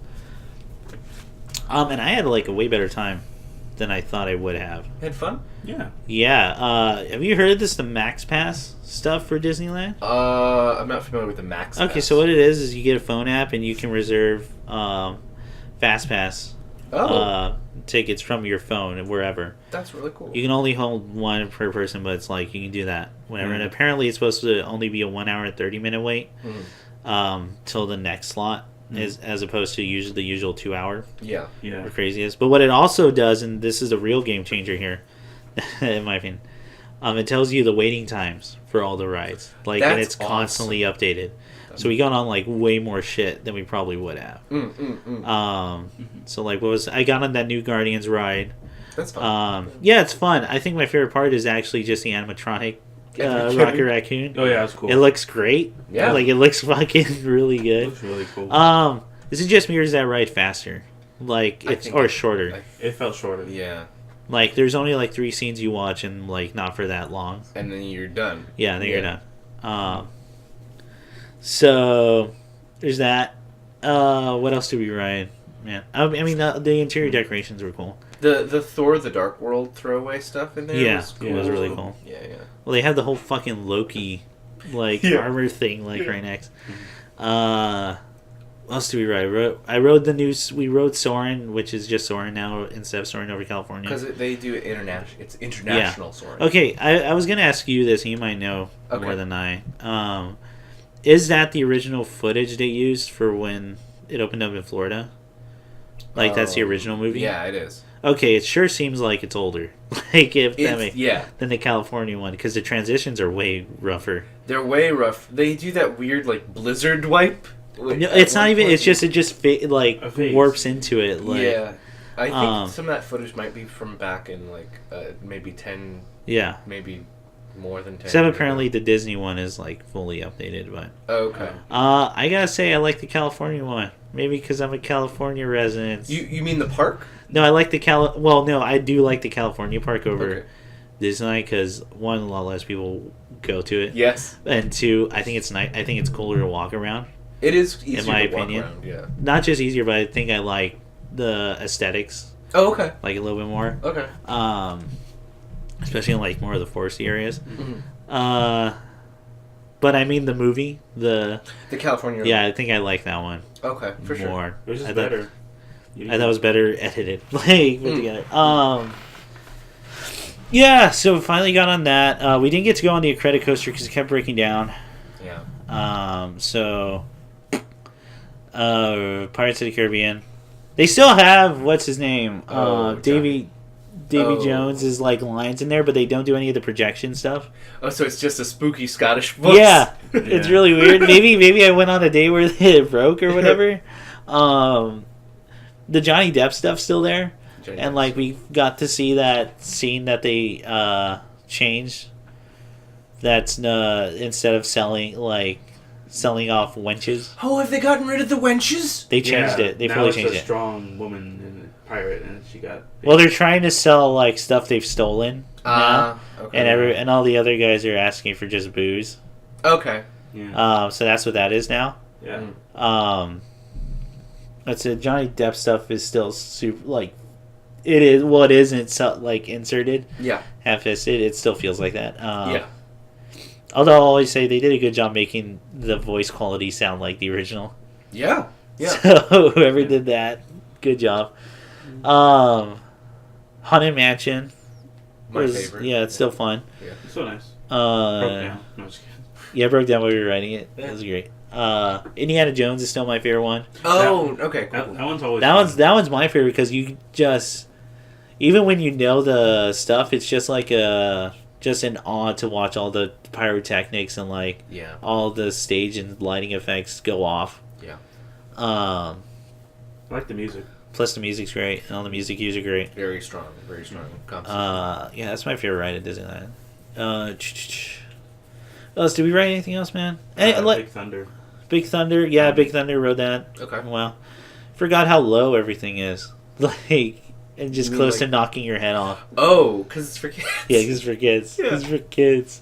No, I had fun, man. Like, it was more. And we got like mugs from '90s cartoons Oh, because yes. I'd never seen a Darkwing Duck mug. Yeah. Yeah. Yeah, that. I don't know. Nothing too interesting happened. Like, while at Disneyland, no crazy stuff. No, not really. Just a nice day with the family. Just a nice day. Yeah. It's fun. Oh, Yeah. that's nice. Yeah. Yeah. So what have you been playing? I've been starting a lot of stuff. I finally started the new God of War because a friend loaned me the game. Is it good? It's actually a lot more fun than I thought it'd be. Really? And it's the first God of War I've ever cared about. Because I think I mentioned it before, Kratos is just the most unlikable, like Piece of shit. irredeemable main character to any video game I've ever seen. Yeah. And I know what they were trying to go for. They were trying to go for a Greek tragedy, Yeah. except it's not because it is all his fault. Yeah. He was just pointed in a different direction Mm-hmm. When he killed when he murdered that whole temple. Yeah, his family, his wife and child were just in the way. Yeah. Yeah. Yeah, that's the thing. It's his. He would have murdered those people, like Anyway, regardless. yeah, regardless Boy. Yeah. of his own volition. So now the game is like, can he be redeemed? And I'm still like, he not only killed an entire like civilization, he destroyed their culture, and did he that. killed every god that could possibly Fix it? Yeah, and in fact, they still hold my favorite scene from God of War, like in any of the things I think is actually really cool. It's from God of War 3, where you see from Zeus's perspective for the first time. It's the first time the camera isn't praising Kratos for all his murder. Mm-hmm. And you just see Greece like infernos like going on. You go, oh, now you say that he's a horrible. Oh, cool that you decided now. Yeah. even though there's scenes of him literally throwing just innocent people into cogs Yeah. to open doors. Yeah, he banged his cousin. Yeah. He did do Yeah, in 3, he banged his cousin. He did. You're not wrong. And the PSP, that's how you save. Yeah. Remember? There were the spa bathtubs, and it would be like Oh, no, I didn't know Is that how you save in the game? Yes, that's how you save in the game. that. Oh. And PSP, yeah. Oh. Hey, you know how the Greeks did. With Hey, family. man. Yeah. Hey, man. Oh, no, don't hate. Yeah, Yeah. and you can argue infanticide was also a regular thing from the Greeks because it was, and like You can argue a lot of things the Greek did that are not cool. Well, a lot of stuff was like, you know when Bender shoved his face into the glyphs to say that he's the god now? Yes. No, see, that's how a lot of it was. It's just, I did this thing, but hey, this cool god did this thing too. Yeah. So, yeah, it just reminded me of this time in my I took a sci-fi class in college, and my professor who I really liked for that. There was this guy, I forgot what led up to it, but eventually led to him like praising the Greeks as like an ideal civilization, and then my teacher like laughed because he's really well versed in like mythology. Yeah. He's like, well, the Greeks also practice infanticide like all the time. Yeah. So I mean, it's a good thing we moved on from that. There's a lot of things. And he just left it at that because I was like, that's a strong enough one That's that a strong you enough can't one. argue. yeah. I can think of Because what are you going to 3 say? other- We can kill. We would kill babies. Look, guys, when you get a weak one, you Yeah. need to start over. You just throw them down. In a hole. Yeah. Yeah. Because it was one. Because as soon as that student said that, I even went like. Yeah, man. Good luck with that. Look, like Greeks wrote good stories. And Sure. there's lots of good stuff that There came is out of it. very important stuff. But Yeah, it's regressing is not the way to go. no. You can say, and like I say this all the time to my anthro friends. You say wonderful things about bunches of cultures. That doesn't mean like across the board they were perfect. They were perfect. and we're not trying to say that. No. Yeah. No, it's Yeah. well, I mean, yeah, you can just have a. You're always suspect of someone who says like blank culture is perfect. Like, Yeah. That's really dumb. I mean, well, because like if you say, like it comes off as delusional, right? Yeah. It's, Like, you sound not only do you sound delusional, it just comes off kind of yeah. weird. It's just Yeah, it's uncomfortable. kind of it's Yeah. great. Yeah. Because like, is that an implication that it's superior? Because you say it's perfect, Right, exactly. It's not only that, it's an active, like, again, arrogance Yeah. or no, Yeah. ignorance of like of their actual shortcomings. Of showing them as, again, Yeah. thinking about people complexly as human beings who Yeah. have It was. triumphs and failures. I guess that's why like weeaboo like got completely desensitized because like you can like eat ramen or eat sushi and like you're a weeaboo, but like I just like the food. Like, Yeah, Yeah. exactly. yeah, exactly. you can enjoy you can enjoy certain things of a culture. It became much more broader than like people actually fetishize Who actually, yeah. the yeah, culture. being like a... Sorry, Yeah. I have a story. Go about ahead, that go ahead. Yeah. In this because I forgot where I read this. It was a while ago, but it was a story about a guy who told about his experience moving from Japan to U.S. when he was 14, Uh-huh. and he was in a high school, in a U.S. high school, and then he saw the anime club, Uh-huh. and then he went there because he said that a friend of his was there, and they both had like this, they're both neighbors, so like he was gonna I think like his mom was gonna pick him up, something like that. Yeah. Pick them both up. So he gets there, and then like he said like 2 students there, because he was Japanese, asked him like what his favorite anime was, Uh-huh.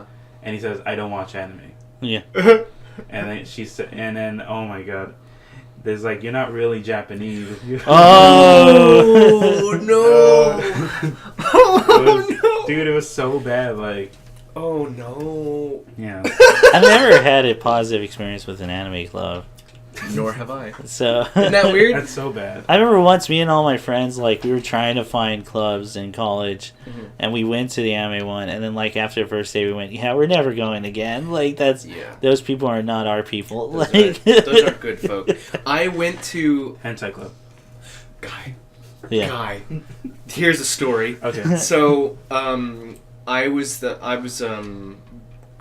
president of a lit club for a long time, but before I got there, I was looking for stuff to do socially on campus. Yeah. And there was an anime club, and this guy from high school happened to go to that college and was there. Okay. And I almost immediately was like, this is going to be bad. Yeah. This is going to be bad. So I went there. We had not my idea of a great time, but not a terrible time. Okay. You know, nothing crazy happened. Yeah. But then, so they're wrapping up the meeting. They're like, okay, yeah, good meeting, everyone. This was great. So next week... And, okay, I have to make it clear. The guy from high school, who I will not say what his name was... Yeah. was the president of that club. Okay. Ran it. Oh, wow. And he was like, all right, guys, so we're going to look ahead to next week, and we're going to be... This isn't a joke. We're going to be looking ahead to next week, and next week's theme is going to be erotica and hentai. Yes. And so we're just going to, bring in whatever you got. I don't think so. You should have bought Bicycle Fairy. I'm good. I totally would have bought Black. Bicycle Fairy. Bio Black Classic. Oh my god. So, and oh my god. I would have been that guy that goes, hentai was better in the 90s. Here's the VHS where you can tell I slowed down the tape.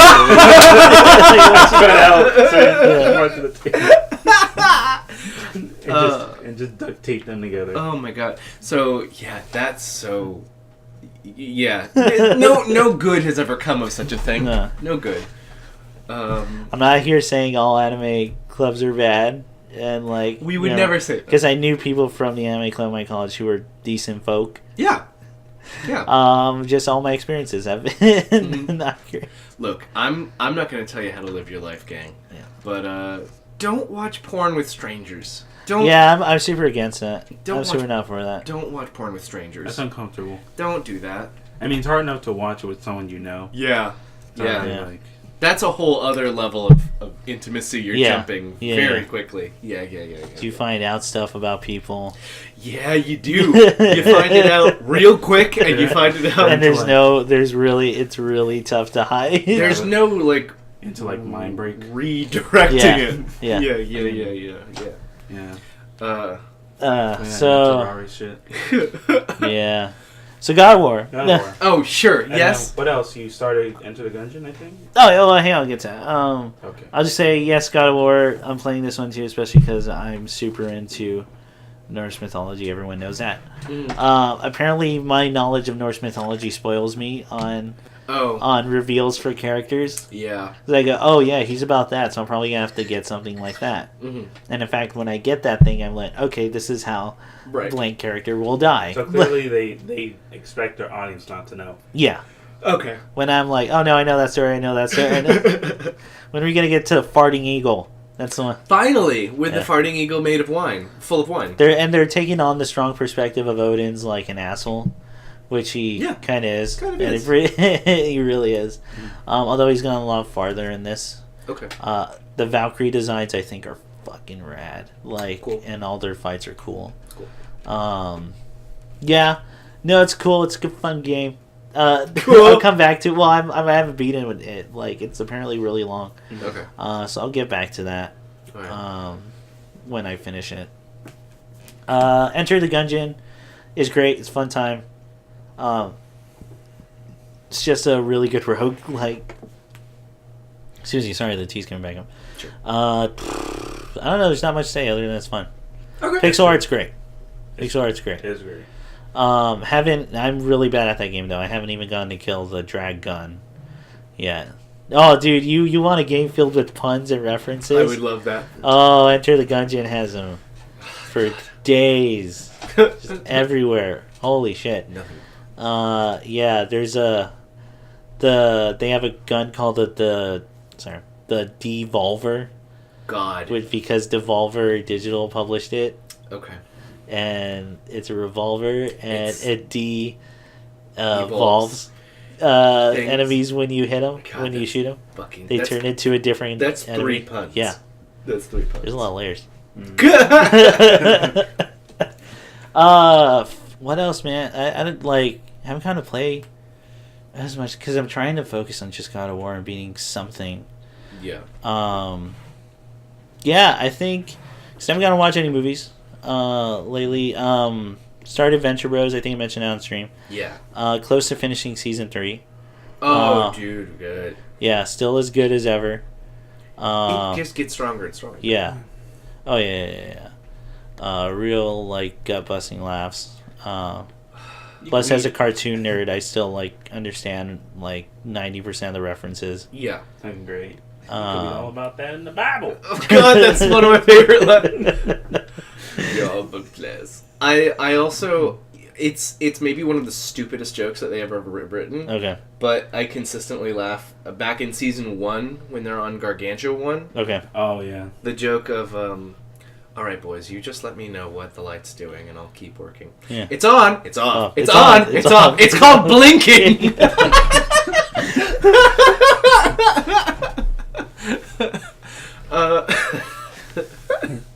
There's just so many fucking good jokes.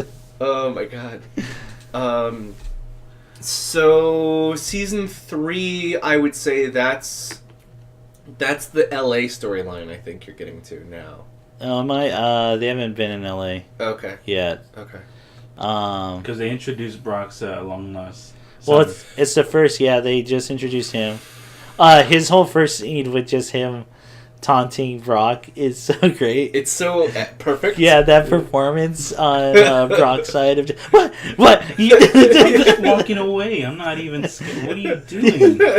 just knows how to push all my buttons. Just wanted to kill him. But I can't. He's a child. I should get another child to beat him up. No, you're gonna get a child to murder him. No, just beat him up until he bleeds a little bit. The whole performance of that scene is so fucking good. Patrick Warburton is turning in a great performance. No, it's still probably my favorite of his. Yeah. Yeah, just that combination of wanting to murder a child and go, it's a know fucking it's kid. And this kid is getting to me. But the pirate becomes a reoccurring character. Yeah, and I love He the does, pirate. yeah. I really love Fucking the pirate. love the pirate. He's cool. And Johnny, Action Johnny. Action Johnny is Johnny. still one of my favorite Oh, characters. God. Sergeant Hatred is now becoming more and more prevalent. That was before he became the new bodyguard. Yeah. He's gonna get an even bigger role later. But, Yeah. No molesto. No molestar. Dude, still one of my favorite is the like visual gags. and the Because they don't even point out what the name is. You just Yeah. see it on there, and it's the funniest fucking like. has he had to take the boy? Oh no, maybe that's season 4. I think that's for. Yeah. Yeah, that'll be he's only shown up in like 3 episodes, I think. Yeah. Okay. Did they do the? But still, Brendan Small is so great. Brendan Small is amazing, man. Yeah. He's also the punch drunk boxer. Remember? Yeah, Yeah. that's right. Well, because he's just doing his Mashed Potato Johnson, but even like more garbled. Yeah. What was it? Well, his Action Johnny performance is still like incredible. fucking great. Yeah. There's the thing of so apparently Doc Hammer is like sometimes I get lazy with Action Johnny just because I know that Brendan will say something. Yeah, we'll say. So what's funny to me, he's like, what's funny to me is I'll just write the laziest joke I can think of, and Brendan will make it really, really funny. So he's like, there's a joke that's where I know the exact joke because it's one of my favorites. What is it? Which It's like, hey, herpy lip, did you get herpes from your girlfriend? Did you get herpes from your girlfriend? When I put herpes in her. It's such a tough line, but Brendan Small's such a good. He just has such good voice acting, like comedic timing. Yeah, he's like. Oh my god. Oh my god, it's so I funny. fucking love Action Johnny. Oh my god. Just his breakdown when that villain from Johnny Quest shows up. Dr. Z. It's like, and it's not anger or anything. It's just profound, like sadness. Oh yeah. No, I thought you said he was clean. he is. That's. Oh yeah, and the villain's like tech support now. Oh Yeah. yeah. That's right. That's right. It's great. Oh my god. And then the fucking mystery gang with Ted Bundy, Son of Sam. Patty Hearst. Patty. Oh my and god. Valerie Solano, the one who shot Andy Warhol. That's right. Yeah. Valerie Solano is Solano. Daphne. Oh my Yeah, god. that bitch crazy. What? Don't forget, Daphne. If you're out of your cage, that's a privilege, not a right. Well, Uncle Scooby treats. Oh my god. That's when they find out. Well, they sort of find out. Oh my god, those kids are. It is a ghost. And the dog fucking dogs, too, man. Now, Venture Bros is still Great. fucking amazing. Like, Yeah, man. such good comedy. I'm so excited to get into season. I haven't watched season 7. I've been trying. I'm waiting for it to just be done so Yeah. I can just watch it all at once. Mm-hmm. Because I think this season is going to be either 8 or 10 episodes. Oh, okay.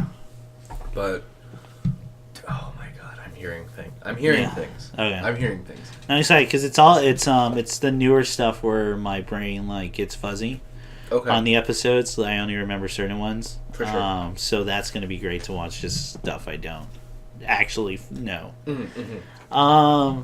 Yeah. Other than that, no, it's pretty much it. I think for watching stuff. Okay. How about you, Nick? What's up? What's going on? So besides all the stuff you said that we did together, the Yeah. Evo, Venture Bros. I also did God of War, but I only played like 5 hours. The first Yeah. 5 hours. See what else. Oh, I started stuff too. Like I started reading God's Demon, the book Oh, cool. Okay. by Sorry. William Barlow. Yeah. I'll get back to my thing later. Yeah, I never really finished it. Mm-hmm. Besides that, just catching up on ongoing series again, like the same ones I told before, like Dorohedoro. Mm-hmm. New volumes came out, so I'm rereading. Yeah, I got to catch get up. past volume 3. It's fantastic. I love it. Okay. The volumes do actually get better per volume, and I really dig Okay. that. All right. But the writer said that the last 2 are going to be the actual last 2, so it's going to end. Oh, cool. okay. So there's a definitive ending. Okay. Yeah. Cool. Sick. She says she's done. Okay. Okay. Yeah. Fucking awesome. That makes me even more excited then. Her story's crazy because she was an underground idol. She was Yeah. an underground idol group, and then in her free time she wrote the manga. Really? Yeah. But now she isn't anymore. She's just a writer. So Mhm. Right. so then now that's why there's more releases lately. Okay. It's still so cool. The juxtaposition of like the really cool 90s style rough art. Yeah, their version of Hell and Devils is really fucking cool. Yeah. I really dig it. And then just the cutesy relationships is such a weird, good match. Right? Like it shouldn't work. All the characters are adorable. Yeah. They're all It's great. fucking great. Let's see. So besides that, I've been watching. I watched that art house film Begotten from '91. I remember Begotten. It's been a minute, but yeah, I Yeah. remember Begotten. Remember Begotten? Again, it's kind of like I don't know if I like it as much as Eraserhead. Maybe like a little bit less. Yeah. But it was weird. It was definitely entertaining. It's like a weird retelling of Genesis. I would Genesis, say. basically. It's just a weird telling Genesis by the director who later on did all the Marilyn Manson, 9 Inch Nail music videos. Right. Okay. This was like his first movie. Definitely showed a lot of potential for directing because there's a lot of interesting choices. Like it was all black and white, and then the whole imagery of like God killing himself, disemboweling To himself, beget the world. you get the world, Yeah, and then yeah. Mother Nature comes out. Like it's very visual, so I can't describe much about it. But There's like a weird waterboarding with blood scene, if I remember yeah, right. that's where they kill. And, that's when they kill and rape Mother Nature. That's it. Yeah. And then man like is like tweaking on the floor, Yeah. showing how vulnerable he is, and then that's the movie. It's a good movie. Yeah. It's a good movie. Yeah, I was thinking about that. Let's see what else. Dang, I started watching Baki the Grappler. Oh, how is it? For, the new series on Netflix. It's good. I actually like it. Okay. I remember watching the series a long time ago. I remember liking that. I didn't like it as much as Fist of North Star because at the time I was also watching Fist of North Star, and I also kind of like that battle manga stuff. But I mean, if you have a muscle fetish, this show's perfect for you Thank because God. the muscles proportion is so ridiculous. You have a character who flexes his back muscles that forms the face of a demon. He flexes so hard. It forms the face. That of sounds a like a demon. Fist of North Star thing. And that's like. By the way, that game's coming out like Oh hell yeah! a month or two. So Yeah, by the Yakuza team. Oh, really? that game's gonna be amazing. I heard good things about it. Yeah, same. Really looking forward to it. Yeah, no, the new series is good. There's a lot of interesting fights, but I do think it's good. But I don't. Again, like when I usually see the stuff like that, or like the super, like all this battle series, like involving a lot of muscular men. I still like Fist of North Star and what's the one with the original band show? That show, where, like they had like the U.S. guy who was like 9 feet tall. He was like I don't fucking know, dude. the original Bancho guy. The guy he's the one. Bancho Man. Bancho Man. The guy who's Jotaro's based off of. Remember? Digibancho. Nah, It's like Digimon, but with Banchos. I wish. Poke Banchos. Yeah. I'm gonna say. By the way, did you guys hear about that Detective Pikachu? Oh, I know you did. I told you. Yeah, about I it. did. Because the guy who did Gravity Falls, he's the creative director for the English language dub of it. Oh, the dub it? Okay, I was going to say, that's not the director. But Yeah. Yeah, the director is the guy who made Shark Tale. Yeah. You want to know what his last movie was?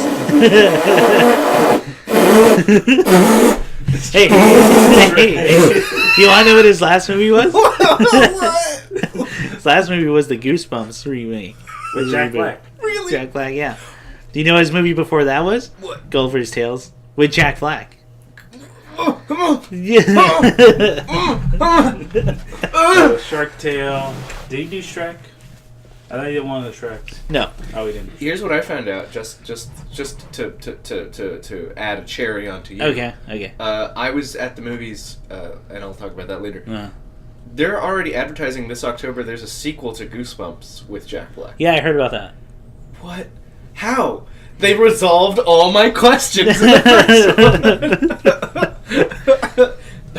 Wait, did you watch the first one? I did. Yeah. Wait, how was it? Did we talk about it? I have like no memory. I don't know if we did.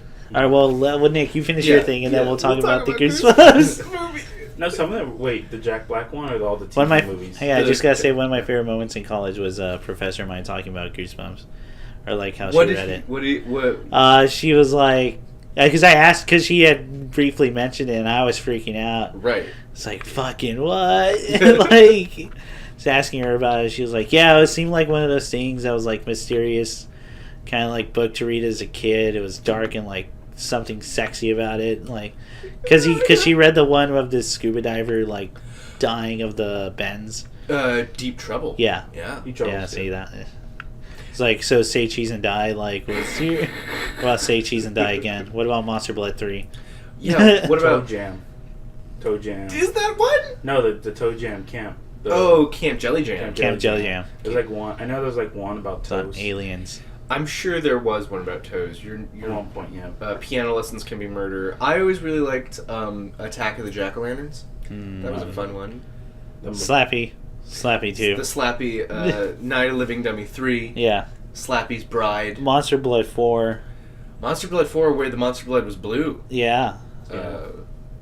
Fucking Horrorland. Horrorland gets all the cameo references. Yeah. That one does. The only two because movies... it's the easiest one, right? Like, it's a evil carnival. Ooh, yeah. The only TV movie I liked was the Mask one, and Halloween. The Haunted Mask was one of my favorite ones. Yeah, it was really good. It actually had like thought put into it.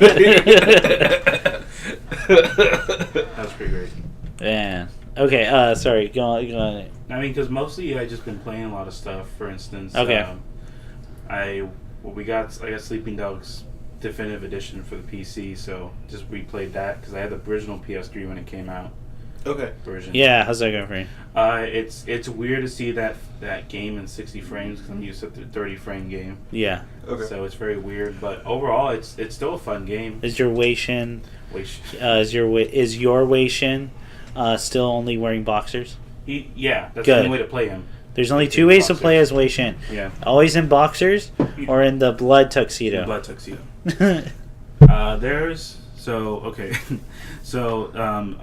Definitive Edition comes with all the DLC they possibly could have put out before the company went under. Okay. Well, the studio. Studio. The company Square Enix. The company No, still no, no. lives. Oh yeah. They just killed the studio. Yeah, the studio's gone. So before that, they just try to pump as much DLC for that game possible. Got it. It's never happening again. Yeah. So one of them was the Zodiac tournament. Oh, cool. Yeah, I tried to show Chris, but he fell asleep.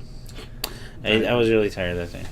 I took a nap. But I'll just tell Ian what happened in it. It's essentially every possible kung fu movie by Bruce Lee rolled into one mission. Okay. The premise is Game of Death. Game of Death. Okay. And The then tournament. PlayStation wears shades and wears the suit, the white 80s suit, and then goes onto the island. And then you just replay all these famous movie scenes. Well, It's just an amalgamation of all types of films, and then like it's in the same filter. Intro was really cool, where it was like the original 60s and 70s kung fu movies, where it had like the introductions and the cool font. It was even the same boat ride to Game of Death. It was, yeah. oh, cool. Yeah. And then even the same sound effects too when you punch people. Okay. Yeah, that was the really cool part where like the actual audio changes. Yeah. That's work. Yeah, it was really cool. There's some really clever stuff, especially the drug sequences when your biggest fan, quote unquote, she poisons you. Oh, wow. Okay. Yeah, and then you have to face the only American who happens to be super duper racist MMA fighter. Yeah. Yeah, and then There's always that character in kung fu movies, man. yeah Even Ip Man too. yeah. Besides Chuck Norris, yeah, Well, yeah, because he doesn't talk in that movie. he didn't talk. You didn't talk. He just I don't know if people ever remember that. Like, he does not talk in that movie. yeah, no, No, He it's a just bit got- part. He got Yeah. killed. Yeah, Yeah. Well, it's a bit part too. One of the graddest fights like ever, it is. where they spend like 5 minutes stretching your forehead. Yeah, that's right. Yeah. And then kicks him. Rips his chest hair off, His dude. chest hair off. That fight's rad. No, it's really cool. Yeah, that was really cool, right, guys? When that thing Yeah. Man, I'm so mad that we won't get two. That'll Still never forget. happen. I know. Yeah. But I It'll won't. never happen. forget You'll get the Sprite. movie. Because of fucking. Oh my god. I don't know. I honestly don't think the movie's gonna work. No? No, not really. Because Do you mean like come out or it's going to be good? it's gonna be good. Yeah.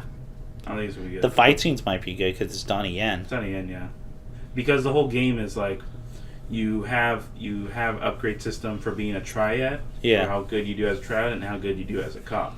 Okay. So if you do any damage, like property damage outside during the mission, you lose XP. You're losing XP for a police officer, Oh, okay. but you're gaining for triad. Okay. So it forces the character the pick a player side. to Okay, you do can a never get balance. both. You can, but you have to be really careful on the streets, and then you have to be really aggressive to the triad Okay. at the same time on the missions. Got it. But it was always a good balance. I mean, it was just a simple story told really well through the game. Yeah, it really is. It's just it's a kung fu cop story. Yeah. Like Eternal Affairs, and all of them rolled into one. it's like how Yakuza is essentially just those classic Yakuza movies. Yeah. And just J dramas. Huh? Yeah, it's the melodramas. I mean, Yakuza is all about the side missions. It's not gonna win any awards, but it's still good. There's like something good there, yeah. Yeah, story wise, yeah. But Yakuza's strongest point is the world. Oh, all the side quests, all the goofy shit Yeah. is the best part. Yeah. In Yakuza 5, you can be if you play as Haruka, the little girl, you can be a comedian. Yeah. And by far the hardest minigame because I don't know Japanese and you have to go really fast and no comedic timing Oh, for God. Japanese. So you're trying to read all the jokes and the answers at once and get the timing right. Yeah. And like half of the stuff is just you slapping the other guy.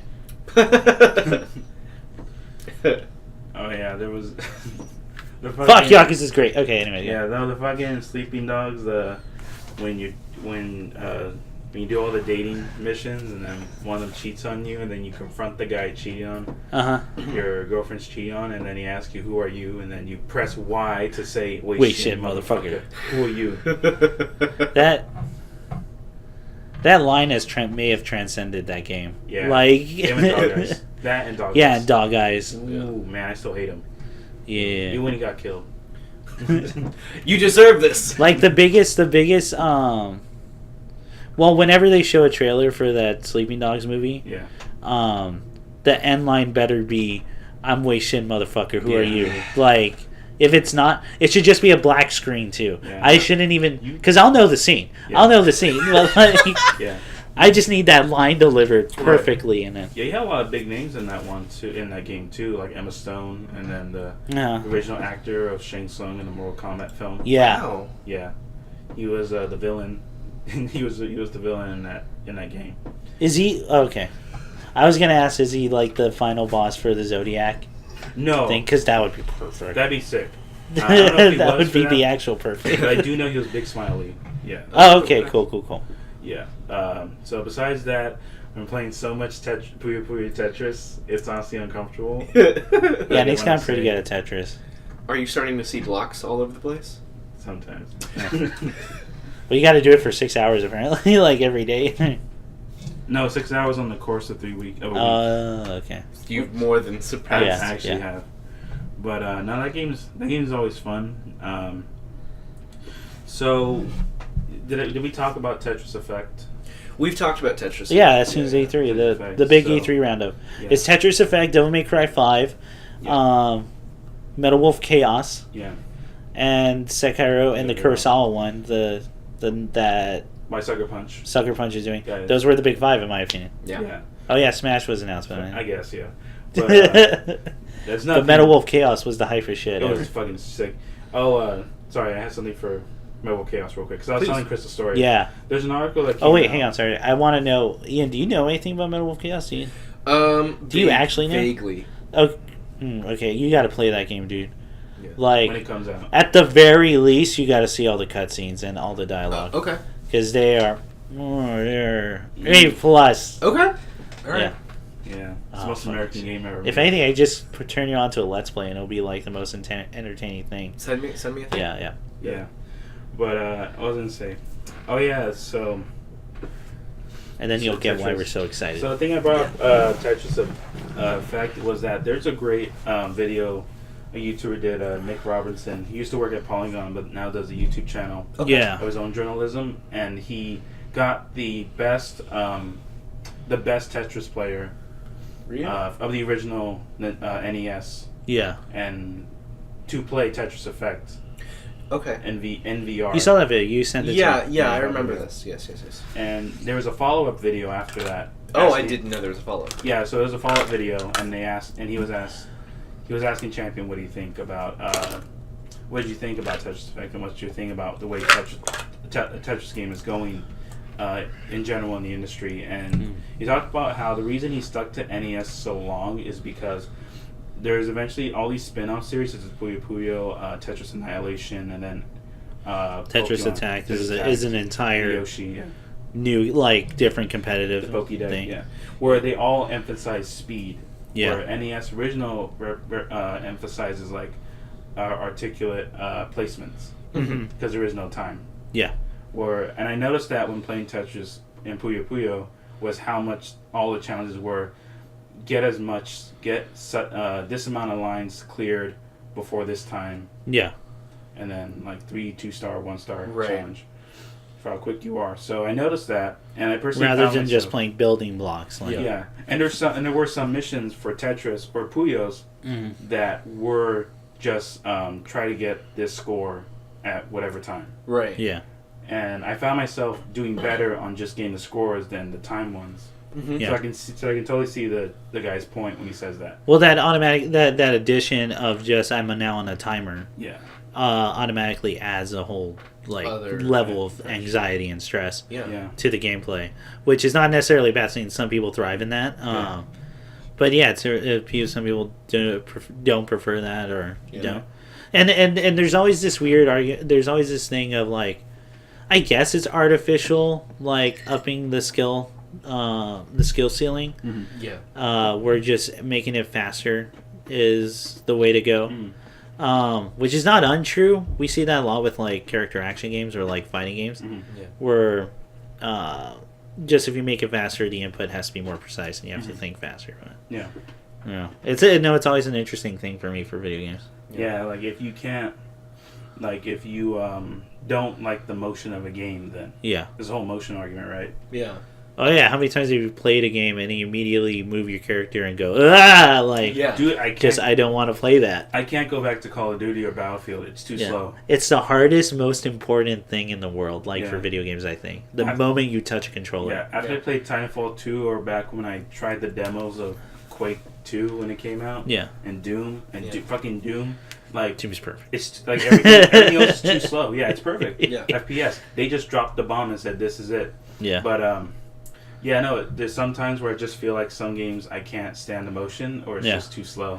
But then there's also the opposite effect of that where you get Exactly. Dark Souls. Yeah. Where it's slower. Well, it's especially the earlier ones. Mhm. Where it's slower, but there's a lot more just weight behind each hit. Right. In that it's basically Street Fighter. Every hit has a pretty clear punishment. Yeah. Like if you fuck that up. Yeah. Yeah. So there's ways to do it both ways, definitely. Yeah, like the Alpha series in Street Fighter was slower. It was purposely made slower than Third Strike. Well, then Alpha 3 became like Alpha pretty 3 fast. became- Like really fast. Yeah.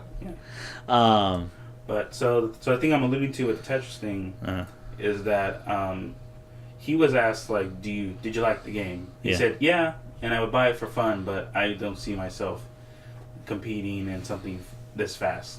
Oh, okay. Yeah, but he said he does appreciate and respect that more people are at least moving back towards this game. And he said he remember when he was on Nintendo Championship in '91. Mm-hmm. He was a kid who won for Tetris. Mm-hmm. And he said how small the crowd was, and then now he's seeing more and more people playing such a universal game. Yeah. So Tetris is one of those like it's forever. it's forever. Like you look at it, it's like, oh, it's forever. Like I make the joke lightning in a bottle. That one is actually like Yes. lightning in a And bottle. you can just add whatever you want to it. Yeah. Yeah, you can tweak and add onto it. Well, there's certain things that can't be changed. Like you have to make sure if you buy a Tetris style game that it has the actual Tetris company logo. Yeah. Because they have regulations for how that game is supposed to feel. Yes. Like for instance, that thing you can do where if you land a block right on the line, you have a second or two to still change it in the movement. Yeah. That's specific. Like that's a very important thing they always emphasize, and you'll see that in knockoff games they don't have that. Yeah. That it just sticks as soon as it lands. Yeah. That you don't get like that buffer. Like there's certain things that can't be changed. Yes. Yeah, I think that's why I guess I'm really looking at Tetris Effect because not only because it's by Tetsuya Maguchi. That guy's an absolute legend in his part in the gaming industry. He did Sega Rally Championships, Space Channel 5, and then Rez and Luminous and Child of Eden. Yeah. All the good things. All the good things. Like he literally set the grounds for like what eventually inspired people to make like Guitar Hero and all these Oh, yeah, All games. these rhythm, So And he's still innovating, like every fucking time. oh yeah, we talked about the suit, the Synthesia suit. Yeah.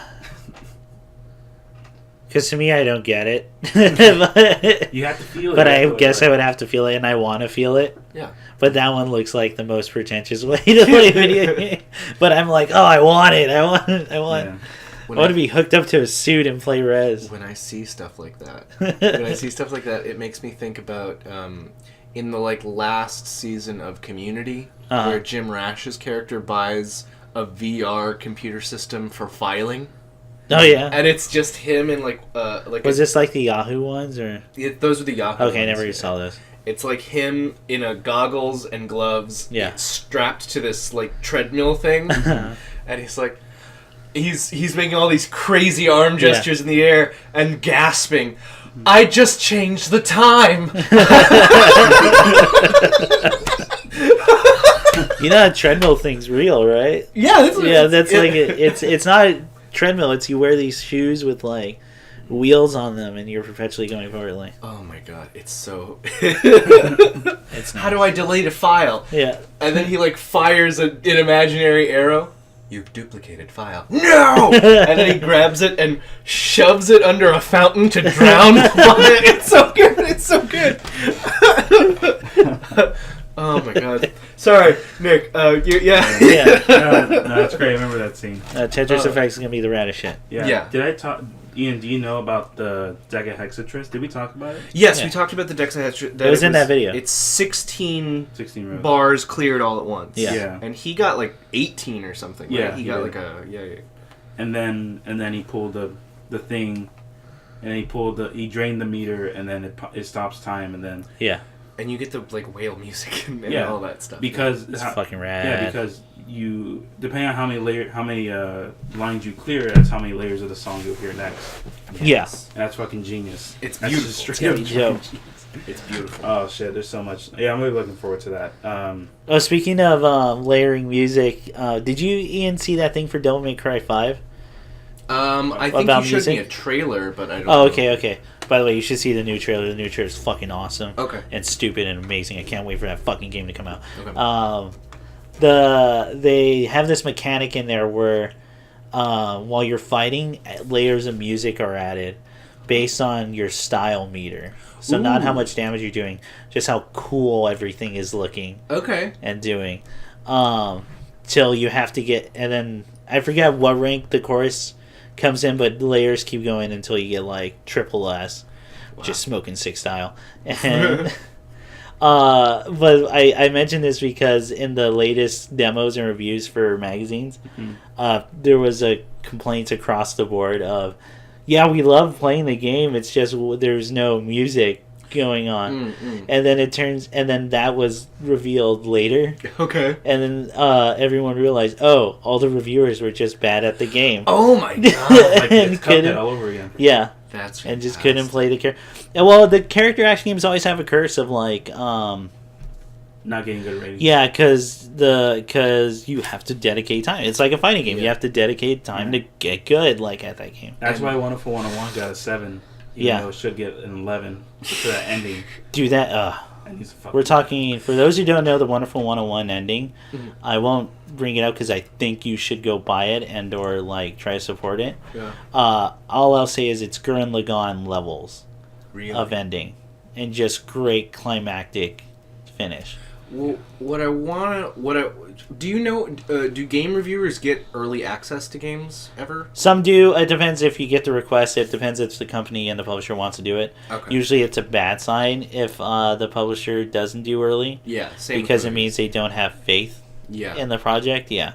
Because I feel like these are projects that definitely should be. You need to sit down and Yeah, spend give time. time to. Well, it's like, and then we get into the argument that I always have of reviews versus critiques. Like, and I've come to that point where I'm like, I know why reviews exist and they need to exist Yeah. in the world. Having said that, I'm still all for the critique, like the actual guy person sitting down and playing the thing and Yeah. trying to understand everything. Well, because like we've come to a point where like review has become entirely an economic. Oh, practice. that's exactly what it is. It's there to say, is this worth the money? Yeah. Yeah. And I think that something like that should exist because of people who, like me, had to budget shit Yeah. to Yeah, buy. absolutely. Yeah. It's kind of a luxury to get to try everything now, especially in days where rentals are getting tougher and tougher. Yeah. Like, thankfully, Redbox still exists on that front. Yes.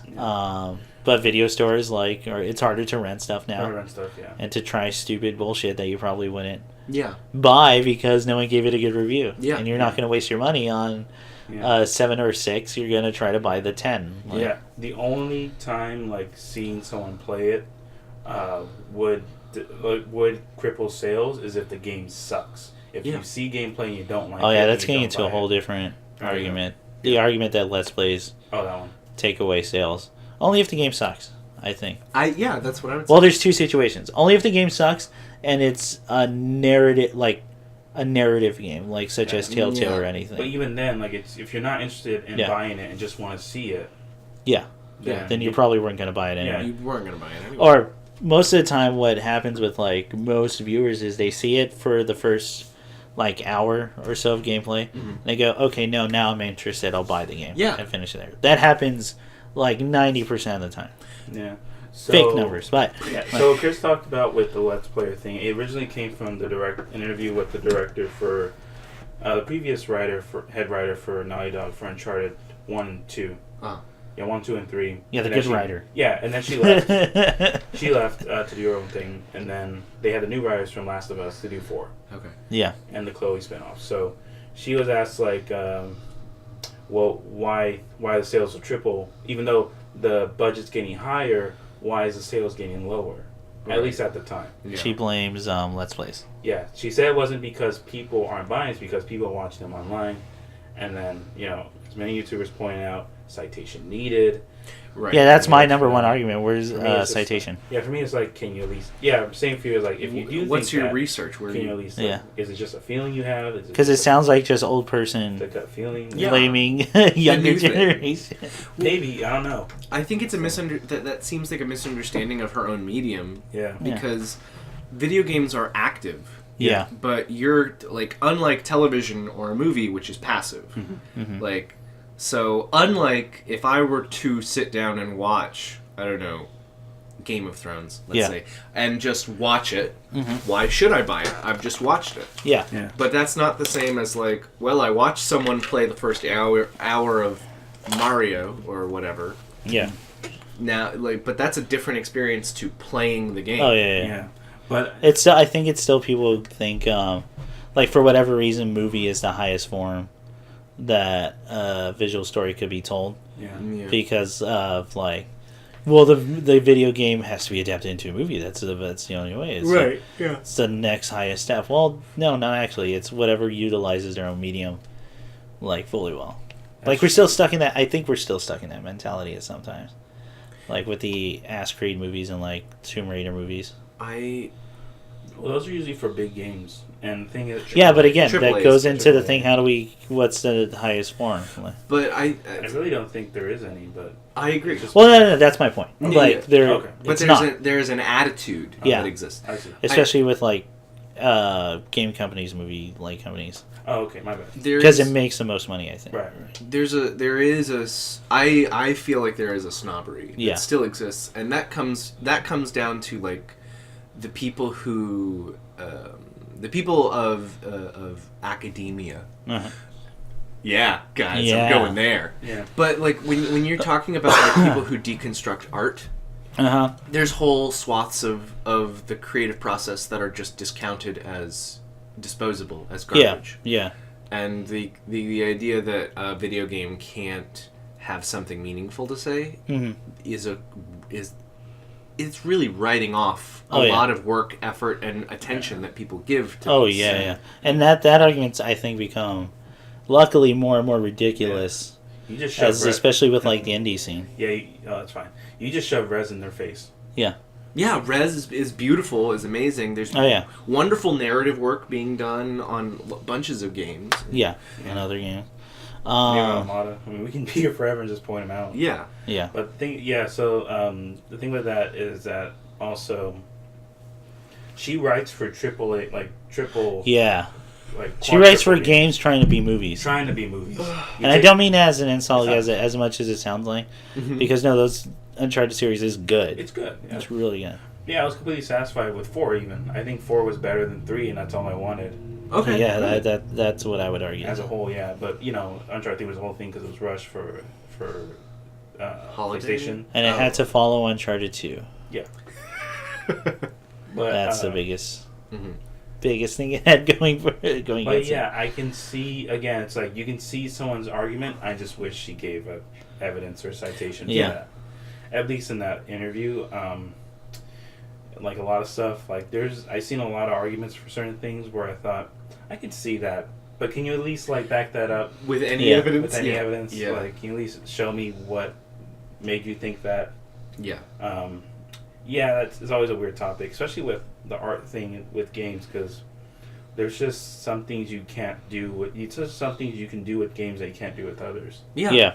Especially with like the way Kojima or Taro take your controller or what's expected from games and just strip them down. Yeah.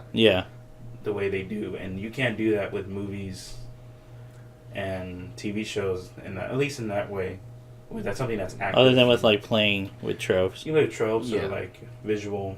Well, my argument always for video games is video games have the potential to like reach the closest to full immersion any story could do. Well, Just for the simple act of I'm pressing buttons that are doing stuff. That's and true. When we get to like AR, like augmented reality, and it was my argument of the witness of the story has agency now in it, right. rather than the agency. Like, I'm not knocking books here, but like there's always going to be that disconnect of I'm holding something, it's passive, and I have to do an action in order to keep the movie or the story going.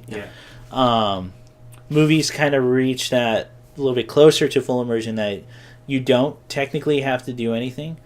But there's always things at the edge of my eye if I turn around, if I'm with people. I'm in a pretend place. If I'm like, different sounds are going off.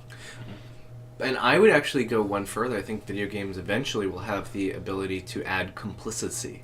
Yeah. Like when you're doing something, when you're playing a game and having a story, it's not just like the character has done something. It's like, oh my god, what did I do? Yeah. And we've gotten moments like that. And I think, going back to Nier Automata, I'm not going to spoil the ending, but I think that ending is the closest I've ever seen a video game going to this is your decision. Like, no one else can do this other than you.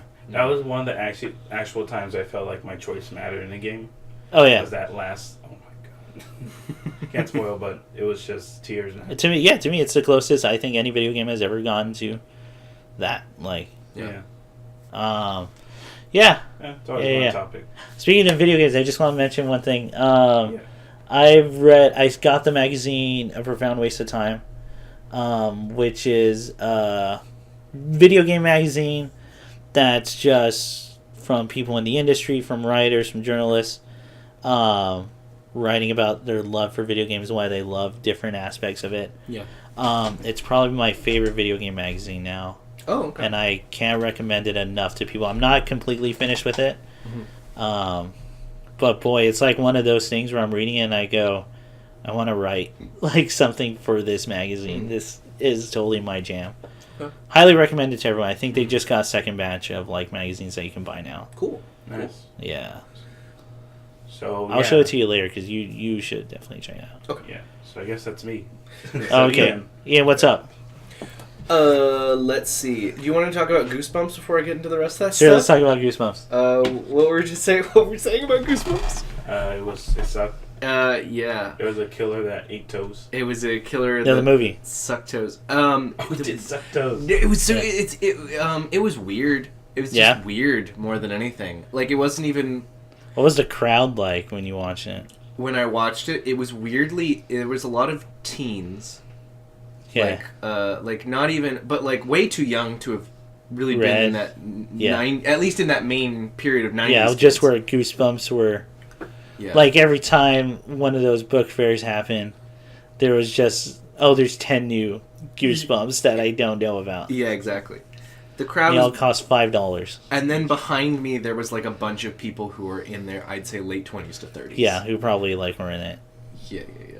And just had to know. So I think we've talked about how interesting is better than bad or just dull. Yeah.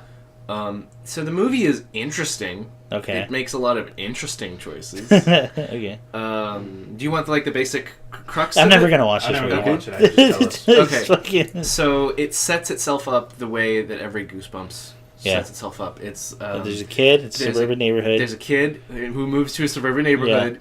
Yeah. Here's one weird difference. Okay. He's a single parent, which never happens in Goosebumps. Oh yeah, that never happens. Because R.L. Stine made a weird point about I don't have children of divorce. Yeah. But he's a child of divorce. Yeah. Maybe because then it would become too real. Yeah. And then they move in with to a neighborhood where the mother's sister lives, and that's like an established plot line. And you recognize the actress. She's been in a few comedies, and she's a solid performer. Okay. And then Jack Black is the neighbor. Yes. Who's a creepy old man, R.L. Stine. Yeah. And he has a teenage daughter. Okay. Who he is also a single parent to. Yes. And the two teens start to hit it off and want to hang out all the time, so on and so forth. And then what happens? They sneak into her house because R.L. Stine has forbade his daughter from spending time with this ruffian. Then they discover monster blood. It's almost exactly. Okay, yeah. They find out that his parlor is just filled with these leather-bound notebooks. Okay. Where he's written the rough drafts of his Goosebumps. Oh, okay. And that'd be like evil spells or whatever. Yeah, basically and then when you unlock the little clasps on them, they make the monsters real. Yeah. Oh, that's okay. it. Oh, so that's how you're able to have just all of the monsters. All of them. Real. So, also within this world... Who's like the main villain? Slappy. Okay, Slappy's the most powerful he's OP. He's like triple S tier. That's exactly right. He can somehow drive a normal car despite being a dummy. That's scary. Yeah. And he's like the ringleader. Like, he has control over all the other monsters. Yeah, I imagine that. And then the rest of the movie is kind of just periodically just little vignettes of how do you solve this monster problem? Yeah, etc. And how do they kill Slappy? He has to be trapped by the blob that ate everything. Oh, okay. Yeah. You know, just set fire. No, weird. Oh, he sets fire to a high school. Did that ever happen in the book? Did they ever just try setting him on fire? Setting the wooden dummy on fire? I think they did that in like the second one, and he's just like fine. Okay. Yeah, he's like. What about like a hammer? No, he got broken in one of them too, and he got put back together eventually. Okay. But I think when he's broken, he can't be magicked. I don't know all the rules of the Goosebumps universe. Of the Slappy, yeah. So the movie's just weird, and so here's the final twist. Oh, yeah. Because of course they're the cursor. It has to be. It was R.L. Stine's plan all along to release the monsters. Oh, that would have been good. To sell his books. That would have been amazing. Yeah. I would have bought into that. But they also have periodic jokes for some reason, which will come back to another thing I want to talk about. R.L. Stine is really bitter about Stephen King. Oh, yeah? Yeah. Okay, that was never a rivalry, I thought. Yeah. It's like, I sold so many more books than him, etc., etc. Yeah. It's like, that's a weird plot line to throw in. It's probably true. It's probably true. Just by sheer numbers of, like... Yeah, volume. But I always thought, like, no, they're so playing to different niches. Oh, definitely. That I never saw them as a crossover. In any way at all, yeah. Like, I would never think that, like, I could buy this Goosebumps book or I can buy the Stephen King book. I can't do both. You think I can buy the R.L. Stine or I can buy the Dane Coots? That is apt. Yeah. That is apt. Dane Coots or Tom Clancy? Oh, no. So... then everything escalates, you get a big drama moment, etc., etc. Oh, the twist. You're not my real father. The girl is fictional. He's never had a wife, and he's just a lonely old man who wrote himself family. Wow. Oh, okay. And so she's a ghost, also. Oh, she's a ghost then? That's all she knows how to write. What? She's a ghost. Damn. Because I was about to say, that implies he can make life. Like he can make life. He can make life from nothing. Yeah, that he's this god being. But also he has like 5 tropes he likes. So. He just chooses these B-movie monsters. Jeez, some humble brag over the C-tier monsters. C-tier monsters. Except Slappy, who's a god being. Who's a deified creature. Who they also like make this. Well, also Jack Black is the voice of Slappy. Also. Oh, okay.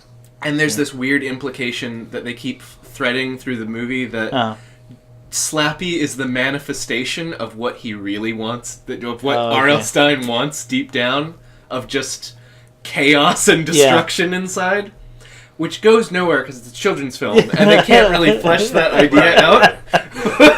Maybe in Goosebumps too. Maybe, guys. That's the lingering question.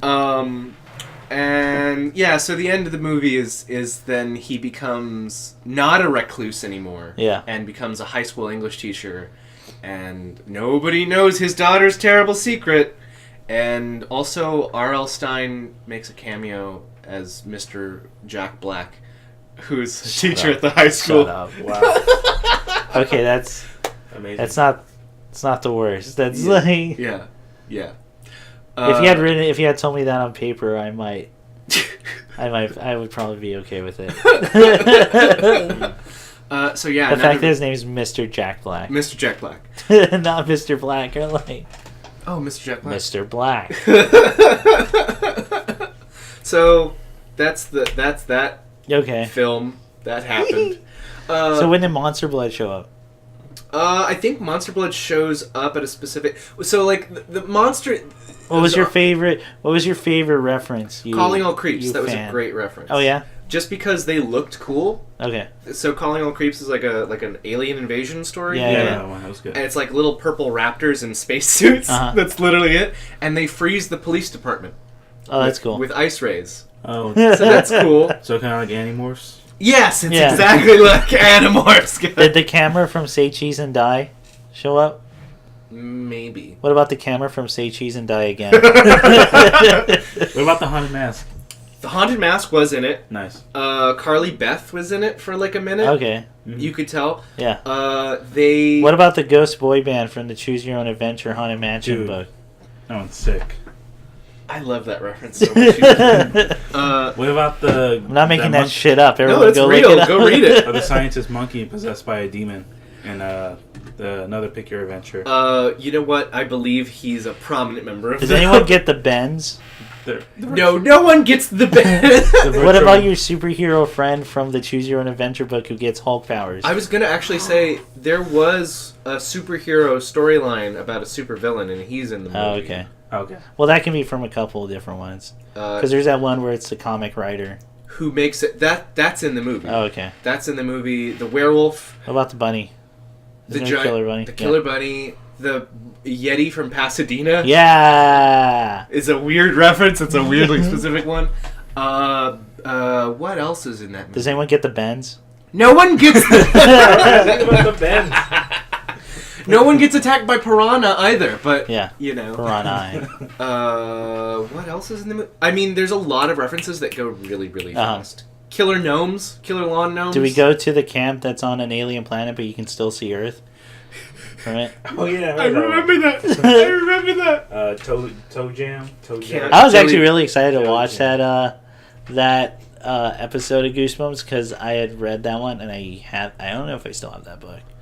Oh, that image in your head of. No, I had that book yeah, and yeah. like it was just me going, "Oh, they made the thing real." Like, Yeah, they did it. They did it. yeah. And And it's just as dumb as I thought it was. It's very dumb.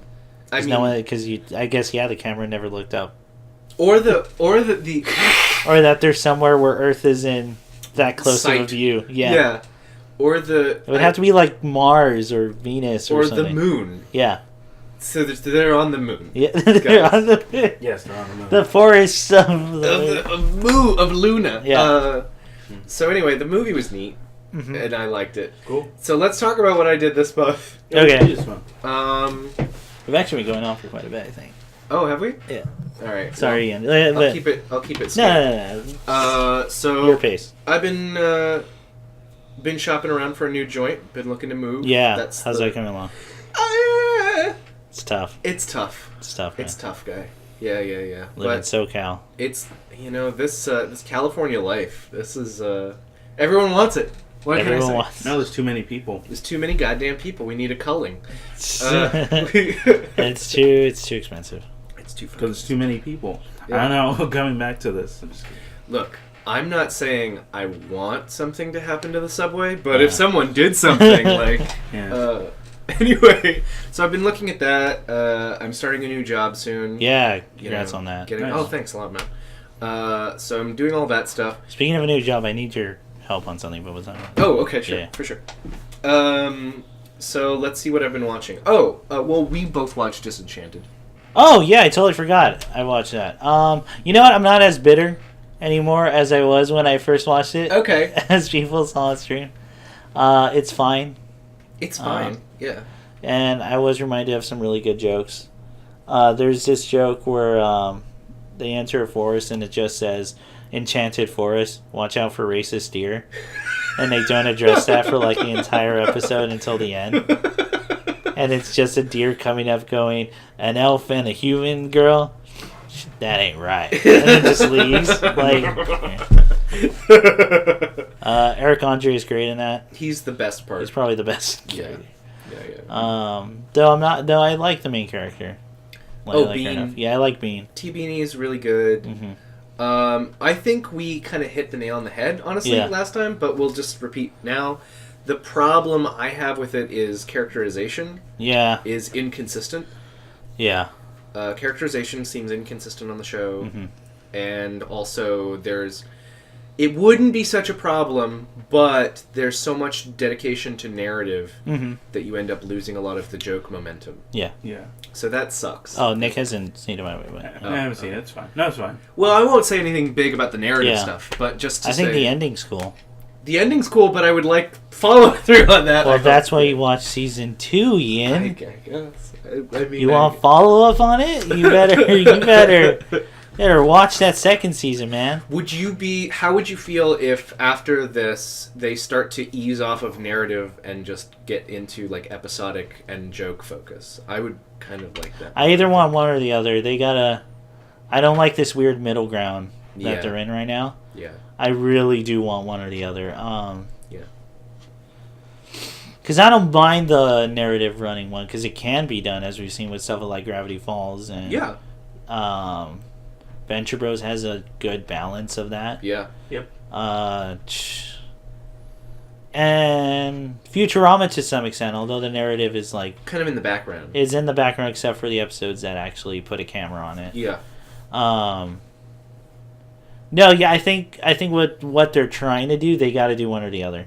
Yeah, like the way they've set this whole thing up, there's no doing a middle ground makes things seem kind of weird and in limbo.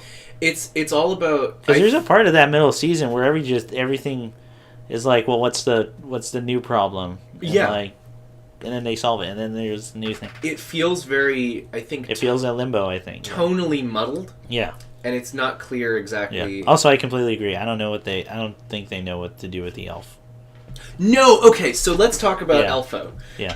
Because he is set up to be he's unlike every other elf. Uh-huh. And he wants to have a life with actual like struggle and conflict and like real stakes.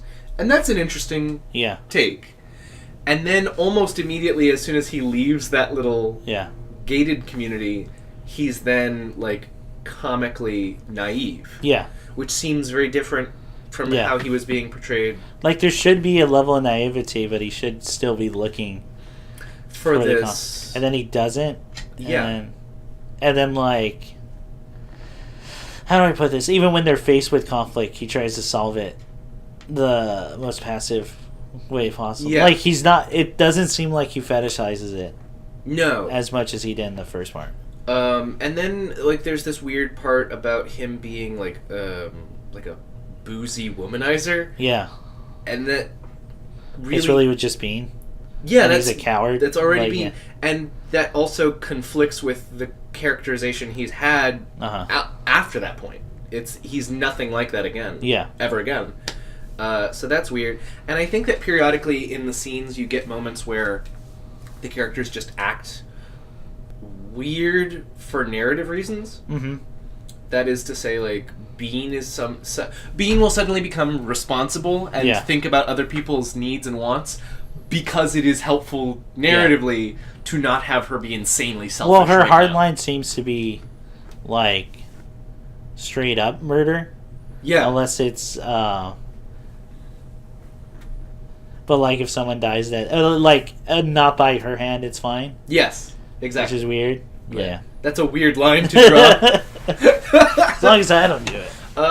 Lucy probably has the most consistent characterization, but even Lucy has moments where it's like, oh, that's not right, and that's the opposite of that character. So I don't know. It's weird. I think that they just need more time to attune things. Yeah. And figure out what's what with that. Yeah, this seems very shaky ground. Well, it's a first season, and like Simpsons definitely had shaky ground. That's true. That first season, right. Futurama did, although I think it had much better ground that first season. It started pretty strong. Like, it wasn't as good as it would be. Yeah, but it was still a pretty strong show. Season 4 and 5, in my opinion, are like all gold. Yeah, for Futurama. It was definitely more. The first two, at least, they were lightning in a bottle. Mm-hmm. Pretty much. I mean, it was more joke dense, like comedy. Yeah. By the time you get to the episode with the tax rebate, That was great. that's pure brilliance. Yeah. Well, I still stand by Amazonians in the mood and War is the H word. I think are just all gold. I had Like snips. every single joke I think is fucking great. What did they die of? Broken pelvises. What are you, gay? Can't we just cuddle? Yeah. No. And Kif, being the most beautiful of the men, will have sex with the most beautiful of our Amazonian women. Then the large women. Then the petite women. Then the large women again. and the joke of, do you have any idea what it's like being a femputer? What A fembot in a male bot male pewter world. What? And that line, but the way she delivers that line is so like Genuine. filled. Like I always forget the guest actress they got on She that. was but from Everybody Loves Raymond. Yeah, if she like that delivery was actually like heartbreaking. really good. And just undercut with what?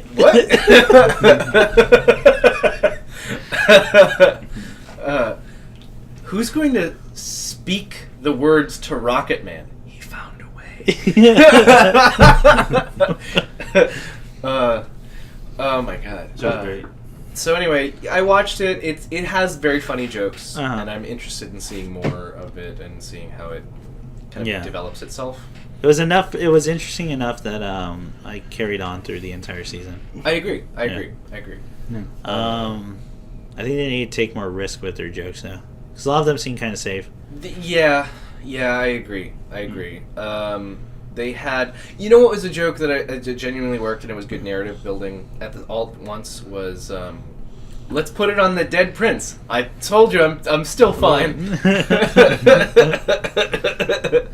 Yeah, that stuff's all funny. I'm honestly now interested to see if the world is going to get even bigger, just because of what goes on. Yeah. But It's gotta be. Yeah. Like there's no way it's not. But yeah. Well, because I mean, a lot of Matt Groening, unless something blows up in the very first scene and then they just go back to hilarious. it. That'd be hilarious. Because a lot of Matt Groening shows all kind of have a hub location. Yeah. Simpsons at Home. And that kingdom is definitely the hub. That's their hub. Yeah. The castle and then the kingdom. Probably. Yeah. So, I don't know. I'm interested in seeing where Disenchanted goes. Mm-hmm. I think it's got some good stuff on it. It's got potential, definitely. Got great potential. Absolutely. Figure out that elf, though. Yeah. What are you doing with him? I've also... here's the other show I've been watching is Castle Rock. Okay. Yeah, you've been talking about that a lot. Yeah, man. Is it good? So it was good. I've only heard good things about it. It's been consistently good, but they've just released a new episode that it blew me away. Oh, yeah? It's phenomenal. Okay. And as I mentioned before, Mark Bernardin's writing on that, so I want to check it out. Yeah. I'm going to talk about this in a way that in no way spoils the main plot. But I just want to talk about filmmaking a little bit. Okay. Because it's really, really good. Here, you do that. I'm going to take a little bit. All right.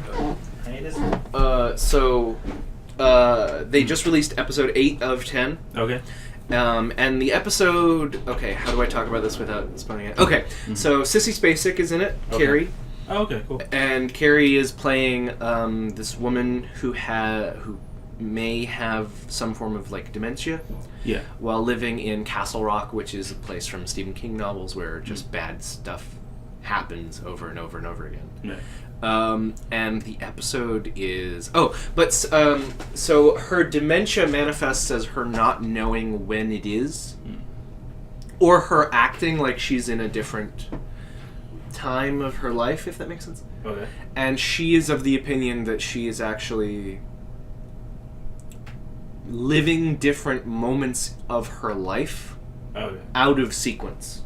Okay. So the episode essentially is the episode that will give you all the backstory you've been waiting for most of the season on characters and what's going on with their motivation and things like that. Okay. But it is shot in this fantastic smooth dolly fashion where there's very few cuts. And literally you'll have a scene of Sissy Spacek getting up in the morning, and she wakes up 5 years in the past with her dead dog by her side. Oh, wow. And then she will walk into the hallway, and the hallway is in the present. And the camera follows her all the way downstairs, and you then get to rewatch a scene from episode 1 of the show, recontextualized through her perspective. Oh, okay. And so the entire episode is kind of that, is her moving through space disconnected from time. She is living her life in a out of sequence, basically. And the episode is just so well shot. It's so well shot, and it finally is fleshing out a lot of the backstory that I think the show has been teasing. Okay. But I think more than anything, I just have to give props to how good it looks. Okay. It's cinematic, it's beautiful, and I would not be surprised if they get nominated for something for this episode. Cool. That's how good it is. Other than that, I think Castle Rock is a solidly written show. I am confident at this point, just because of the way things are going, it's not going to do the thing that other Abrams show does, wherein it introduces things to never address them again. Yes. It has a good economy. And it's not just bringing, and here's another thing, and here's another thing. Yeah. It's got about 5 or 6 good things you don't know that it is building towards explaining. So I like that very much. What's his name? That gangly guy from Northern Europe. He's in it. He's Skarsgård. Bill Skarsgård. Bill Skarsgård is in it, and he's not a clown. Yeah. He's something else. But he's very good. Giant spider. He's giant spider. Can you imagine that's the reference they pull? And then he pulls his face off, and Tim Curry is. And then they should have a moment where the hand of God picks up a missile. Oh, and crushes it in Las Vegas. Yeah. Oh God. This is not a spoiler, but I do want to say one. Okay. Let me say one good thing to say one bad thing. Okay. The show is great about Easter eggs. Yes. It's excellent. It's never ham-handed. Okay. Because there's a character. There's a lot of legal work going on in the show. There's a lot of integration between. Shawshank is a big location for the first half of the series. Okay. And Juniper Hill, the mental asylum, is another location. So you get a lot of shots of people going through documents. Yeah. And so in that time, you'll have, like, if you look at the headlines, they'll be like, rabid dog attacks town. Cujo. Yeah. Young boys find body in woods. Yeah. Et cetera, all these references to King's Young work. kids have orgy in sewer. The public is. Everyone was okay with it. Everyone was super into it. The public is in distress. Things like that. And they're always very good references, and they never feel out of place. There is one which is, and it bums me out because it's just so. There's a character named Sign RL. Guy. It's so Mr. Black. Mr. Black? Mr. Black. There is a character introduced early on who works with like a prison rehabilitation program. And she's like the town drunk. Okay. And she's also a great way to get exposition out because she you know. Yeah, sure, okay. She's helpful with that. And she's introduced as Jacqueline Torrance. Yeah. Oh. Yeah. Okay. Yeah. And that's... You mentioned this to me. Yeah, and then I was like, well, I hope that's the end of that. I hope they don't come around to that again, because that's enough. Did they? They come back around to that, and she has a whole scene in one episode that's like maybe 5 minutes where we're getting good groundwork for the show. Yeah. And she then says, my name wasn't even Jacqueline. My real name was like, I don't know, Helen or something. Yeah. I changed it so I could be closer to my weird uncle who disappeared in a hotel somewhere. Yeah. Et cetera, et cetera. Yeah. Yes. Okay, I got it. And I don't know. They just My keep. cousin has an ability called the shinning. You don't want to get sued. But the show like establishes a lot of King-esque Yeah. qualities, which are all good, and also I know people were worried about this. Don't worry, it'll come up. People were worried because one thing that's in most Stephen King books is human monsters. Okay. Just people who are just pieces of shit. Yeah. Who Yeah, are yeah. just like bitter, horrible people for no Yes, reason. yes. That'll come up. Don't worry. Cool. That'll come in. Eventually. Is anyone wearing a shirt that says "Baby, let's fuck"? No. That's a good one. What? Okay. What reference is that? That's from what's the book I read in middle school? Drum roll. It's not The Last Stand, is it? No. Is it Girl Who Loved Tom Gordon? I want to say Dead Zone. Dead Zone, baby. Okay. Let's What the fuck. fuck's The Last Stand? Anyway. The Stand. Yeah, You mean the Stand. stand? Yeah. Yeah. Words. It was the last stand of good and Yeah. evil, and then God's hand reached down and detonated a nuke. Dude, okay, like, it's been a while since I read some of them. I haven't read as much as you guys, all the books. Okay. I read a few of the big ones. But... Some of them are just as dumb as you think they are. Okay. Yeah. Because, so I don't know all of them. So if I Dead watch Zone, Castle in my Rock- opinion, is one of the few that doesn't actually end with like some Deus Ex Machina. It's. I know it's his son's favorite book. Oh, okay. Yeah. I think my favorite one's probably still Insomnia. Okay. I like that one, but I just like how like bananas it is. Yeah. Like I don't know when Like Steve, if you're gonna go for it, go for it. go for it, man. Just don't hold back. Yeah. Either back up or double down. That's right. He Yeah. in the '90s, King was doubling down. Yeah. And I got. Can I say one thing? I was talking about Kingdom Hospital to Okay. a friend of mine, which was a show he did a I while ago. swear I thought you were gonna say Kingdom Hearts. Anyway, go ahead. No. Yeah. And I said, man, because I like Kingdom Hospital. It's a good show. Uh-huh. But I just wish he would. I was telling my friend, I wish he would stop doing self-inserts where writers get hit by a van and almost die. Yeah. And he's like, and my friend was like, "Oh, you don't think you'd mention that if you got hit by a van and almost died?" No, here's the thing. You'd mention it like once. I feel like I would get it out of my system once, not do it 7 times. Yeah. Oh my God, Stephen King. No, I'm Dean Koontz.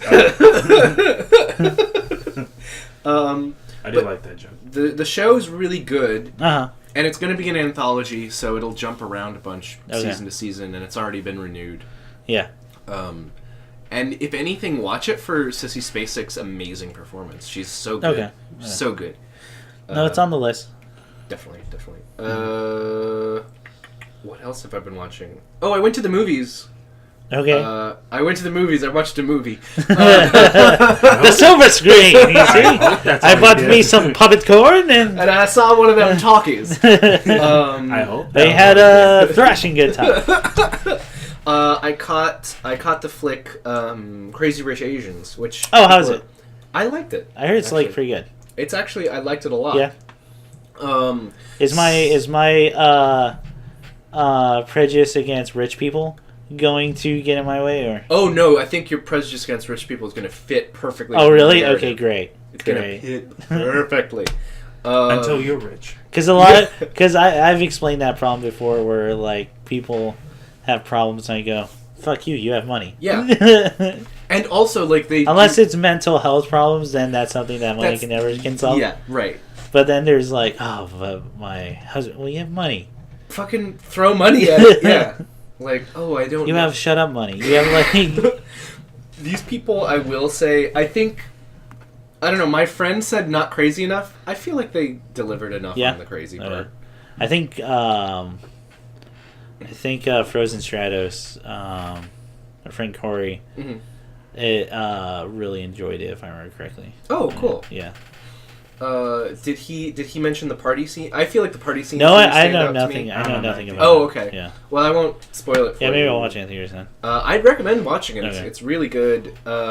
Should I watch that new action movie, the something 11? Skyscraper. No. Oh. No. The reason I mentioned this this movie is because the people doing the stunt work are the same people from The Raid. and the Raid Really? 2. Yeah. Oh, yeah, I know what you're talking about. And like, God, why am I forgetting it? I want to see it too. I'm not familiar with them. Like, even if the movie's bad, the Oh, fight scenes would be fucking amazing. Yeah, Yeah. absolutely. The Raid 1 and 2 are sick. Raid 1's better though. You Yes. like Raid 1 better? Yeah, but dude, Raid 2 has that shot. I know, that's the thing. It's perhaps one of the most amazing shots in action cinema. That's true. Like, That's the thing. 2 has like some of the best moments as a movie as a whole. I watch. yeah. Because of that scene where the guy shoves the fluorescent light in Yeah. the guy's throat, and then And that final boss scene um, is like, the fuck- and yes, I use that word, final boss, Final It boss. was. because he was the final boss. Yeah, it's the fucking best, dude. It's so long and just what an actual fight Yeah. would be, Yes. like an actual fight to the death Yeah. would be, and it's great. It's 2-on-1, and the guy who's won is kicking their ass. Like, Yeah. oh man, do you guys want to rewatch the Raid? You wanna Like, watch it real quick? I watched 1 and 2 back to back. I don't mind. Yeah, fucking alright. Raid's the Let's best. do it. The best. Here's a quick summary of the Raid. Mhm. One of my favorites, like comparison to a regular action movie. If there's the higher ground principle, right? Yeah. Where if the enemy of the protagonist is standing on a table or a ledge, that guy will fall down. Yes. In any action movie. In the Raid, that guy not only falls down, he hits his head on the corner and just gets impaled while also flailing about. Yep. And as the protagonist axe kicks him in the air. Yeah. Like, that's the difference between the Raid and most action The movies. choreography of those fights are. It's so well done. So like, Yeah. just killer. brutal, visceral, while still working for a movie. Mm-hmm. Rather than seeming what, like we say, it's close to a real fight. What an actual real fight is a lot of flailing. It's a lot of flailing and it's Yeah. a lot of near misses. And Yeah. things, The choreography. A lot of it's just luck. Yeah. Yeah. Choreography I also liked was the film with Beat Takeshi Koichi. That's Kozuichi. That's the one where he's the blind samurai. That was really Ooh, cool. okay. That was back in 2007. It had that really cool scene where he's fighting in the rain and then like someone like tries to shove a spear in front of him. Uh-huh. And then like he moves to the right and slides his sword through the wooden pole. Oh, and, sick. And rips the guy's thumbs off and palm and then to the guy's Fuck. shoulder. It was Dude, fucking counter moves, like, in anything are the fucking raddest. awesome. It was actually really cool, yeah. Yeah. It was just a long Man, shot. I might rewatch the Raid. Mm. So I do recommend that movie. It was purposely made with bad CGI. Oh, really? Oh, yeah. Takeshi asked for like a potato budget of CGI. Really? So if it throws you off, that's the point. Okay. Okay. Yeah. Okay. Well, Japan not known for giving Yeah. high budgets to CGI. Yeah. Even the fights are still really cool. I Yeah. do like them all. But yeah, Raid. The Raid. Yeah, no. The Raid's fucking dope. So Rich Asians. So Crazy Rich Rich Asians. Yeah, they've got great scenes. It's nice to look at. Uh-huh. I'd say the breakout star was that actress from Ocean's 8. Okay. Aquafina. Oh, wow. Okay. I'm not familiar with her music at all, Yeah. but as an actress, like she steals every scene Okay, she's okay. in. She's really, really funny. Ken Jeong is in it for a minute. Oh, really? Yeah. Oh, wow. Yeah. So like the unlike the book, which is apparently the book. Oh, it's based off a book? It's based on a book Okay. series, actually. Okay. So this is the first one. The rough idea, the bare bones pitch Yeah. is lady falls in love with a guy, Uh-huh. then finds out that his family is a Taiwanese tycoon family Okay. that is old money, crazy rich people. Yeah. Like obscenely rich people. Yeah. And she has Like to East of Eden. Or no, not East of Eden. The Eden of the East. Eden of the East. Yeah. Style money. And so her That to me is the craziest like level of of money. rich Yeah. of just like people are my. Because how much my money game. did it take for that truck driver to stop? Right? Like chasing like Yeah. Yeah. That show's awesome. that, and it has to be that fast. Yeah. Exactly. So there has to be no question. Like Exactly. I'm gonna take the money. Yeah, I love that show. And That the movies were show's great. So good. Yeah. Yeah. These are really good. I kind of wish there was more. Oh, There's- because it I do, but I'm also glad that it did end. that you just leave you wanting more. Yeah. Because it was towards the end of the golden age for Gainax before they, Yeah, that was like the very tail end. Yeah. What a good show that was. Yeah. Sorry, go ahead. So Crazy Rich Asians. Crazy Rich Asians, I'd recommend it. Definitely go out and give it a look. Okay, I might. What else can I really say about it? I mean, yeah, definitely check out Aquafina's scenes. She's like my favorite part of the movie. Yeah, they got it. Gosh, what else have I been doing? I don't know, just joined a new gym, liking that. Yeah. I gotta join the gym. Yeah, you should do it. The only the real problem right now is that if I'm gonna do that, my time that I would have to go, one, so it's not packed, but two, that it also fits with my job and like also everything else is that I would have to leave my place at like 4 a.m, 24/7. But even then, yeah, I mean, there'll be no one at the gym at 4. Yeah, but at least the price seems good. So I think it's a fair price. The gym you're looking at, and it's all I need. You don't need like crazy. I don't need a pool. Yeah, who needs that?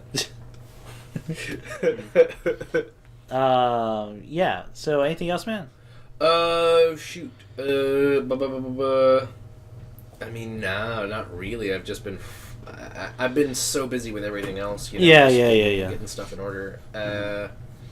It's understandable. Okay, it's back on. Oh, cool. All right, we're back. All right. So we just got technical difficulties right now. So let's just wrap it up. All right. No, we were pretty much done anyway, right? You anything else? No. That you want to say? Nothing else. I mean, just I guess what we're looking forward to. Okay. What Nick? What are you looking forward to? There's a lot of games coming out later this year. They sure are. Tetris Effect. We just got over. And then what else is coming out? So many others. Guacamelee 2 just came 2, out. there we go. Drinkbox Studio, the only studio I know making like Mexican and Hispanic like stylized games. That's weird. Cool. Enter Gungeon just came out. No, there's stuff, man. There actually is just that. Oh, Kiwami 2. Kiwami 2. Which, so if you don't have enough Yakuza, there's more Yakuza. Yeah, exactly. And I gotta play that one because I've never actually played 2, so like, there's, I mean, SoCal 6 is still like a little bit off. DOA, that and DOA 6 are like next year. It's a bunch of other stuff. Yeah, not that we can think of right now. Sorry, we're kind of in a rush right now. Yeah. But anything else, Nick? Shoot, because I know so there's all those games coming out. I forgot all of them. Mm-hmm. and then there's God, I'm drawing blank. I'm really sorry. Great, amazing. Ian. Ian. I'm looking forward to seeing the end of Barry Cohen's new series that he's launched. Which is? Who is America? Okay. The first episode was super a mix of like funny and then not in any way funny because people actually were saying their genuine feelings. Yeah. And then it became sad. So that was his opening episode was so strong. I'm curious to see what he closes the season with. Yeah. I'm gonna say American Vandal season 2 is gonna come out. American Vandal 1 was really, really good. Yeah. And I'm very excited to see what that series, a series that can do comedy and then legitimately make a comment on like the failings of our education and law system. Yeah. Damn, I'm impressed. Okay.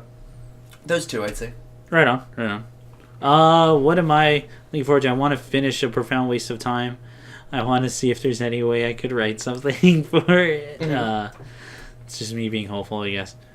The stream is gonna be taking it. I might have to do the exact same thing I did with Kingdom Hearts 1, which was do proud mode on the side just to get everything. Okay. And everything. And then do... Yeah. Oh, I'll pose a question now. I'll probably post it on social media. Would anyone be interested in a stream where I just do the secret bosses to Kingdom Hearts 1 on proud mode? Let me know through social media or comments or whatever. If we did that, there would probably just be me. It might feature Nick, but I don't think Ian would want to sit down and me. Sounds boring. Banging my head against the boss, trying to figure it out. And we would probably do that on like some Friday I have free because work took too much time or whatever. Yeah. Let me know. I'll post that question on social media as well once this episode comes out. Kingdom Hearts 2 we'll start on the stream. Mm-hmm. I'm figuring out how to fix to get all the footage on YouTube, 1 through rendering, and 2 by not getting copyright stricken all to hell. Mm-hmm. Trying to figure that out. Hopefully something I come up with a solution. Yeah. If not, I might just say fuck it and upload everything. Okay. What else? Anything else? No, I really can't. Sorry. No. We're all good. We're all good here. We're all good. Thanks. We're all good. That's it. Probably remember more next time. Fucking, I know. I can already think of a couple things that I forgot. Do you want to bring them up or just? Nah, fuck it. Yeah, I can wait. It's more stream talk. Yeah. Go watch the stream, everybody. Twitch.tv/storytellercasts. Hey. It's pretty cool. Yeah. I guess. So if you want that, enjoy your life. Bye. And remember, I love you. Unlike the other YouTubers and streamers and podcasters, I'm your only true love. Hey, don't forget, everyone else thinks you're gross, except for us. Like and subscribe.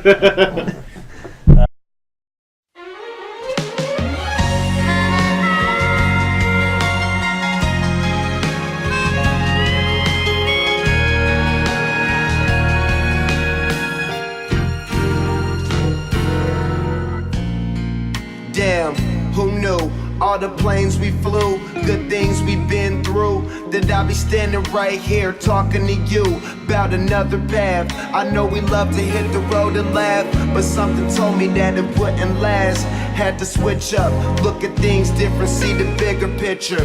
Those were the days, hard work forever pays. Now I see you in a better place. How can we not talk about family when family's all that we got? Everything I went through, you were standing there by my side, and now you gon' be with me for the last ride.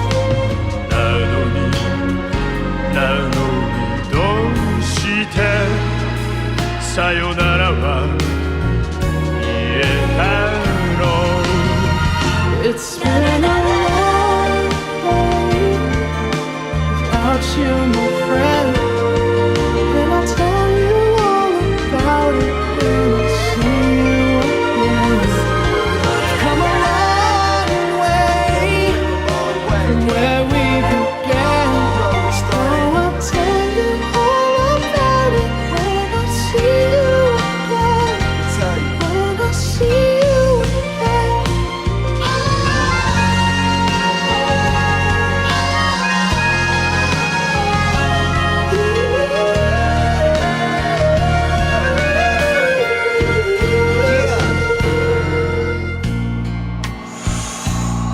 First you both go out your way and the vibe is feeling strong. And what's small turn to a friendship turn to a bond. And that bond will never be broken, the love will never get lost. And when brotherhood come first, then the line will never be crossed. Established it on our own when that line had to be drawn. And that line is what we reach, so remember me when I'm gone. 一人になって3年が過ぎ街並みさえも変わりましたなのに How can we not talk about family when family's all that we got? Everything I went through, you were standing there by my side. And now you gon' be with me for the last ride. Like I got to wait. Hold every memory as it goes, and every road we take will always lead you there. All around, バカみたい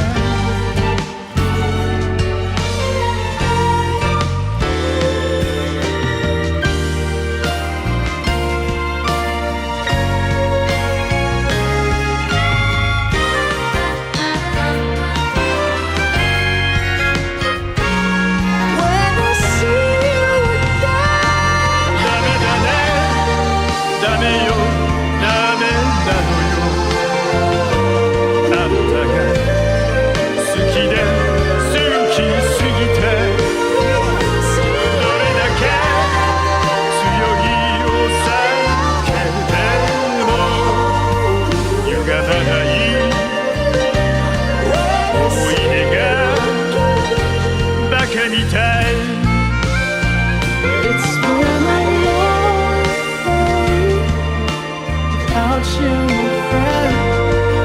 And I'll tell you all about it when I see you again. I've come a long way from where we began. Oh, I'll tell you all about it when I see you again.バカみたい